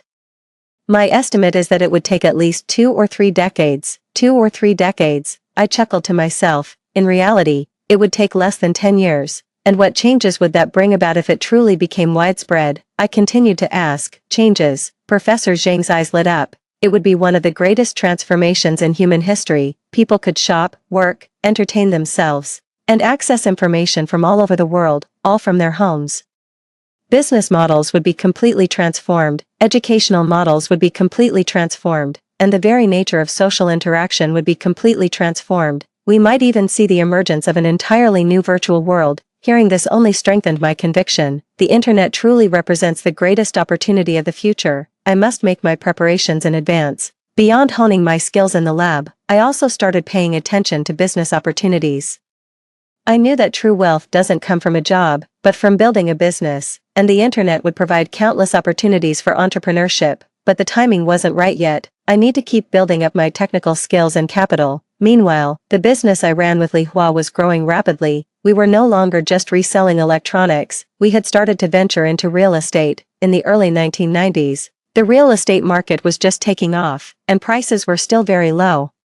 But I knew that as the economy developed, housing prices would skyrocket. "Brother Hua, let's buy a few properties," I suggested. "Buy properties? What for?" Li Hua didn't understand. "As an investment," I said. "Property values are going to rise. It'll go up." Li Hua was skeptical. "Prices are so low right now, you really think they'll rise?" "Trust me," I said with certainty. In the end, I managed to convince Li Hua. Using our savings, we bought 3 apartments in Beijing. They were all located near the Second Ring Road, in a great area, but the prices were incredibly low. At the time, a lot of people thought we were crazy for spending so much on a house, but I knew it was the smartest investment we would ever make. In my junior year of college, I started drafting my own business plan. I'm starting a software company focused on developing web applications. Even though not many people use the Internet right now, I believe this market is about to explode. "You're starting a business?" my roommate Xiaoyu asked in surprise. "Before you've even graduated?" "Yes," I nodded. "I think the timing is right, but it's so hard for a girl to start a business," Xiaoyu said with concern. "It's definitely going to be hard," I said, "but the opportunity is even rarer. If I wait until after graduation to start, I might miss the best timing." It's true, I knew that in the mid-1990s, China's internet was about to experience its first major boom. There will be many opportunities, but the competition will be fierce. If I start preparing now, I'll be able to get a head start when the time comes. I went to Professor Zhang and told him about my idea, starting a business. Professor Zhang was surprised. But you're still a student, Professor. I'd like to collaborate with you, I said. I'll provide the funding, and you can offer the technical guidance.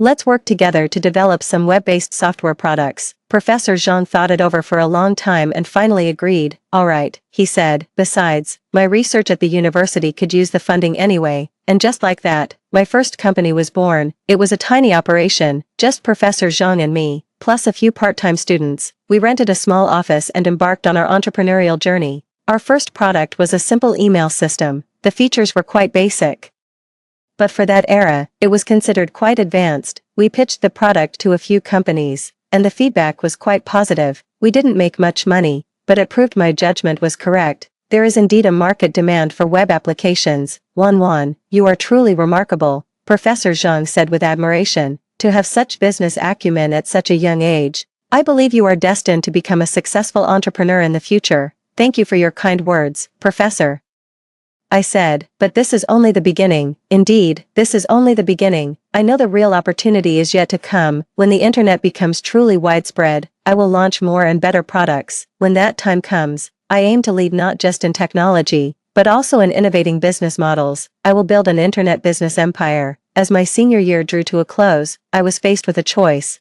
Should I pursue graduate studies, or throw myself fully into starting a business? Wan.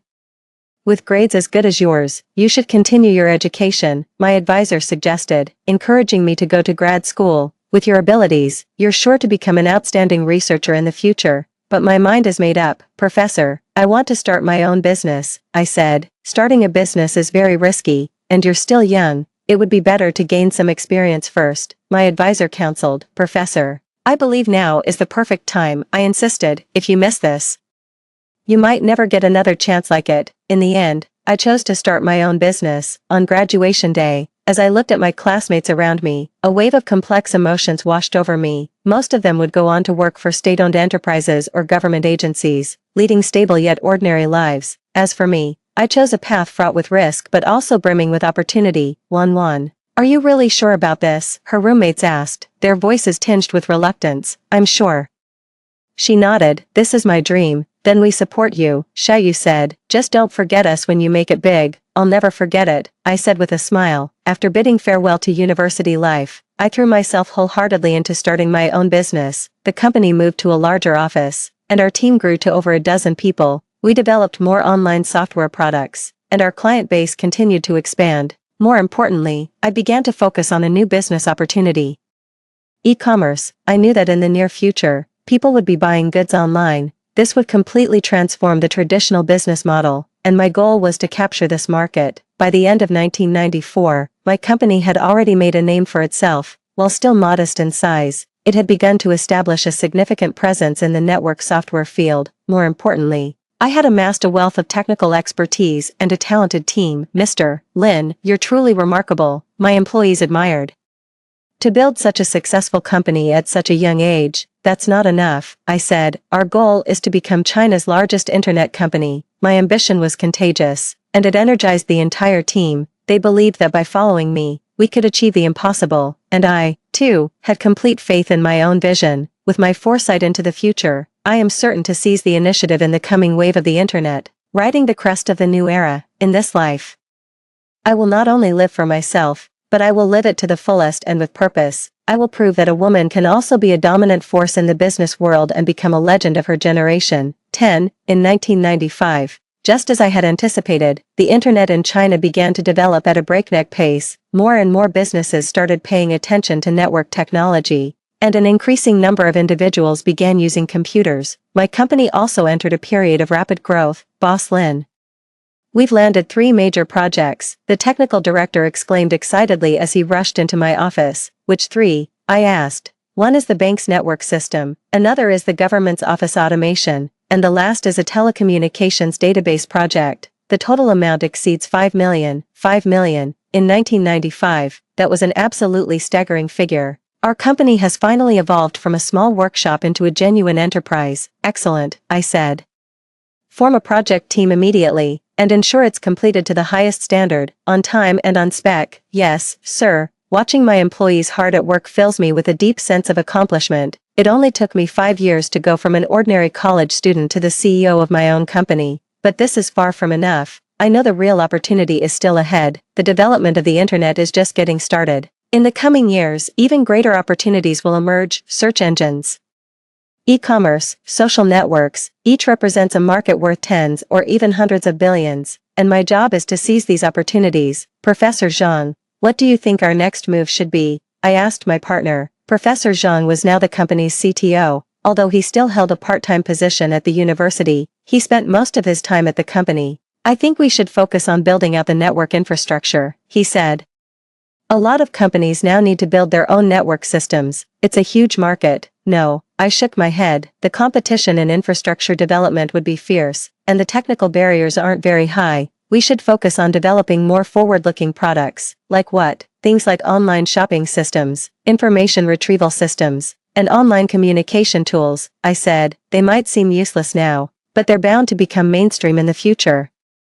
Professor Zhang looked puzzled. Is there even a market for these products right now? Not at the moment, but we need to prepare for the future, I replied. Technological development takes time. If you wait until the market is mature to start, it's already too late. In the end, I managed to convince Professor Zhang. We decided to pursue development in two directions simultaneously. On one hand, we would continue with traditional network projects to maintain the company's normal operations. On the other hand, we began developing new internet products to prepare for the future. I divided the company into two departments: the traditional network department, responsible for enterprise network projects; the internet products department, responsible for developing new products. Boss Lin, you truly have remarkable foresight. The staff all admired my decision, but they didn't know that my foresight actually came from knowing the future. The first project for the internet products department was to develop a simple online shopping system. Although there are very few users now, I intend to capture this market first. We're going to be China's first online shopping company, I told the team. We might not have many customers now, but one day, everyone will be buying things online. When that day comes, we'll be the pioneers of this industry. The team members, though somewhat skeptical, worked hard nonetheless. 6 months later, our online shopping system officially went live. This was one of China's earliest e-commerce websites, although it had very few users and minimal transaction volume. It was a historic beginning. At the same time, I also began to focus on another crucial area: search engines. I know that in the near future, information retrieval will become one of the most important applications on the internet. Whoever masters search technology controls the gateway to the internet. We need to develop a Chinese search engine, I said to the technical team. A search engine? The CTO asked, puzzled. There's not much information online yet. Is a search even necessary? There will be more, I said with certainty, and soon. Without a search engine, people simply won't be able to find the information they need. I invested a significant amount of capital and manpower into developing a Chinese language search engine. At the time, that seemed like a very risky decision. At the moment, there are still very few Chinese web pages, so the value of a search engine isn't fully apparent. But I knew this was a strategic investment. Once Chinese web pages proliferate, we will have the first mover advantage. Our search engine officially launched at the end of 1996. This was one of China's earliest Chinese language search engines. While its features were not yet fully developed, it could already meet users' basic needs. Director Lin, we now have 3 main products, Professor Zhang concluded: network systems integration, e-commerce platforms, and Chinese language search engines. Yes, I nodded. All 3 of these directions are crucial. Network integration is our core business, ensuring the company's day-to-day operations. E-commerce and search engines are our future. They may not be profitable now, but they will undoubtedly become mainstream. As it turned out, my judgment was correct. By 1997, the internet had truly begun to take off in China. An increasing number of businesses set up websites, and more individuals started going online. Our search engine began to experience rapid user growth. Although e-commerce platforms remained a niche market, they had begun to attract a dedicated user base. More importantly, investors are starting to take notice of us. Mr. Lin, several investment firms have expressed interest in discussing a partnership with us, my secretary reported. Which ones? Venture capital firms from the US, and an investment group from Hong Kong. How much are they looking to invest? The initial figure being discussed is $10 million. $10 million. That was an absolutely astronomical sum of money back in 1997. It shows that investors are very optimistic about our future. Let's set up a meeting, I said, but remember, we're not in a rush to raise funds. It's a seller's market. We get to choose the most suitable investors. After several rounds of negotiations, I ultimately chose a US-based venture capital firm. They not only provided capital but also brought advanced management expertise and international resources. After securing funding, the company's growth shifted into high gear. We expanded our team, increased R&D investment, and enhanced the product's features. By 1998, we had become one of the leading companies in China's internet industry. The search engine now receives over 1 million daily visits, and the e-commerce platform has also started turning a profit. You're truly remarkable, Mr. Lin. The staff all look up to me. Who could have imagined a few years ago that the internet would develop this rapidly? Only you had the foresight to strategically position these products in advance. Hearing these compliments, I feel a deep sense of calm, because I know this is only the beginning. The internet will evolve faster than anyone can imagine. The coming new century will bring even more opportunities and challenges, and I am fully prepared. In this life, I have not only escaped a tragic fate but have also become a successful figure in the business world. But my goal is not merely to make money. I aim to transform this industry, change the way people live, and even reshape the entire era. I will become a true legend, standing before the floor-to-ceiling window of my office, gazing out at the bustling city of Beijing. My heart swelled with grand ambition. At 28, I already possessed wealth and status that most people could never attain in a lifetime. But this was far from enough. My journey has only just begun. It took me 8 years to go from a pitiful girl forced to marry a comatose man to the queen of the internet. Over those 8 years, I faced countless challenges and hardships, but each and every difficulty only made me stronger. Every challenge has made me grow faster. I am no longer the little girl who could be pushed around. I am Lin Wanwan, a self-made powerhouse who carved out my own path in the male-dominated business world through sheer hard work and intelligence. I have proven that women can not only stand shoulder to shoulder with men, but can even outperform them. This is the life I want: free, independent, exciting, and meaningful. The point of a second chance isn't revenge, it's about making a different choice, to choose my own path, to live my own life, to become the person I want to be. And now, I've done it, and I'm going to do even better. The end.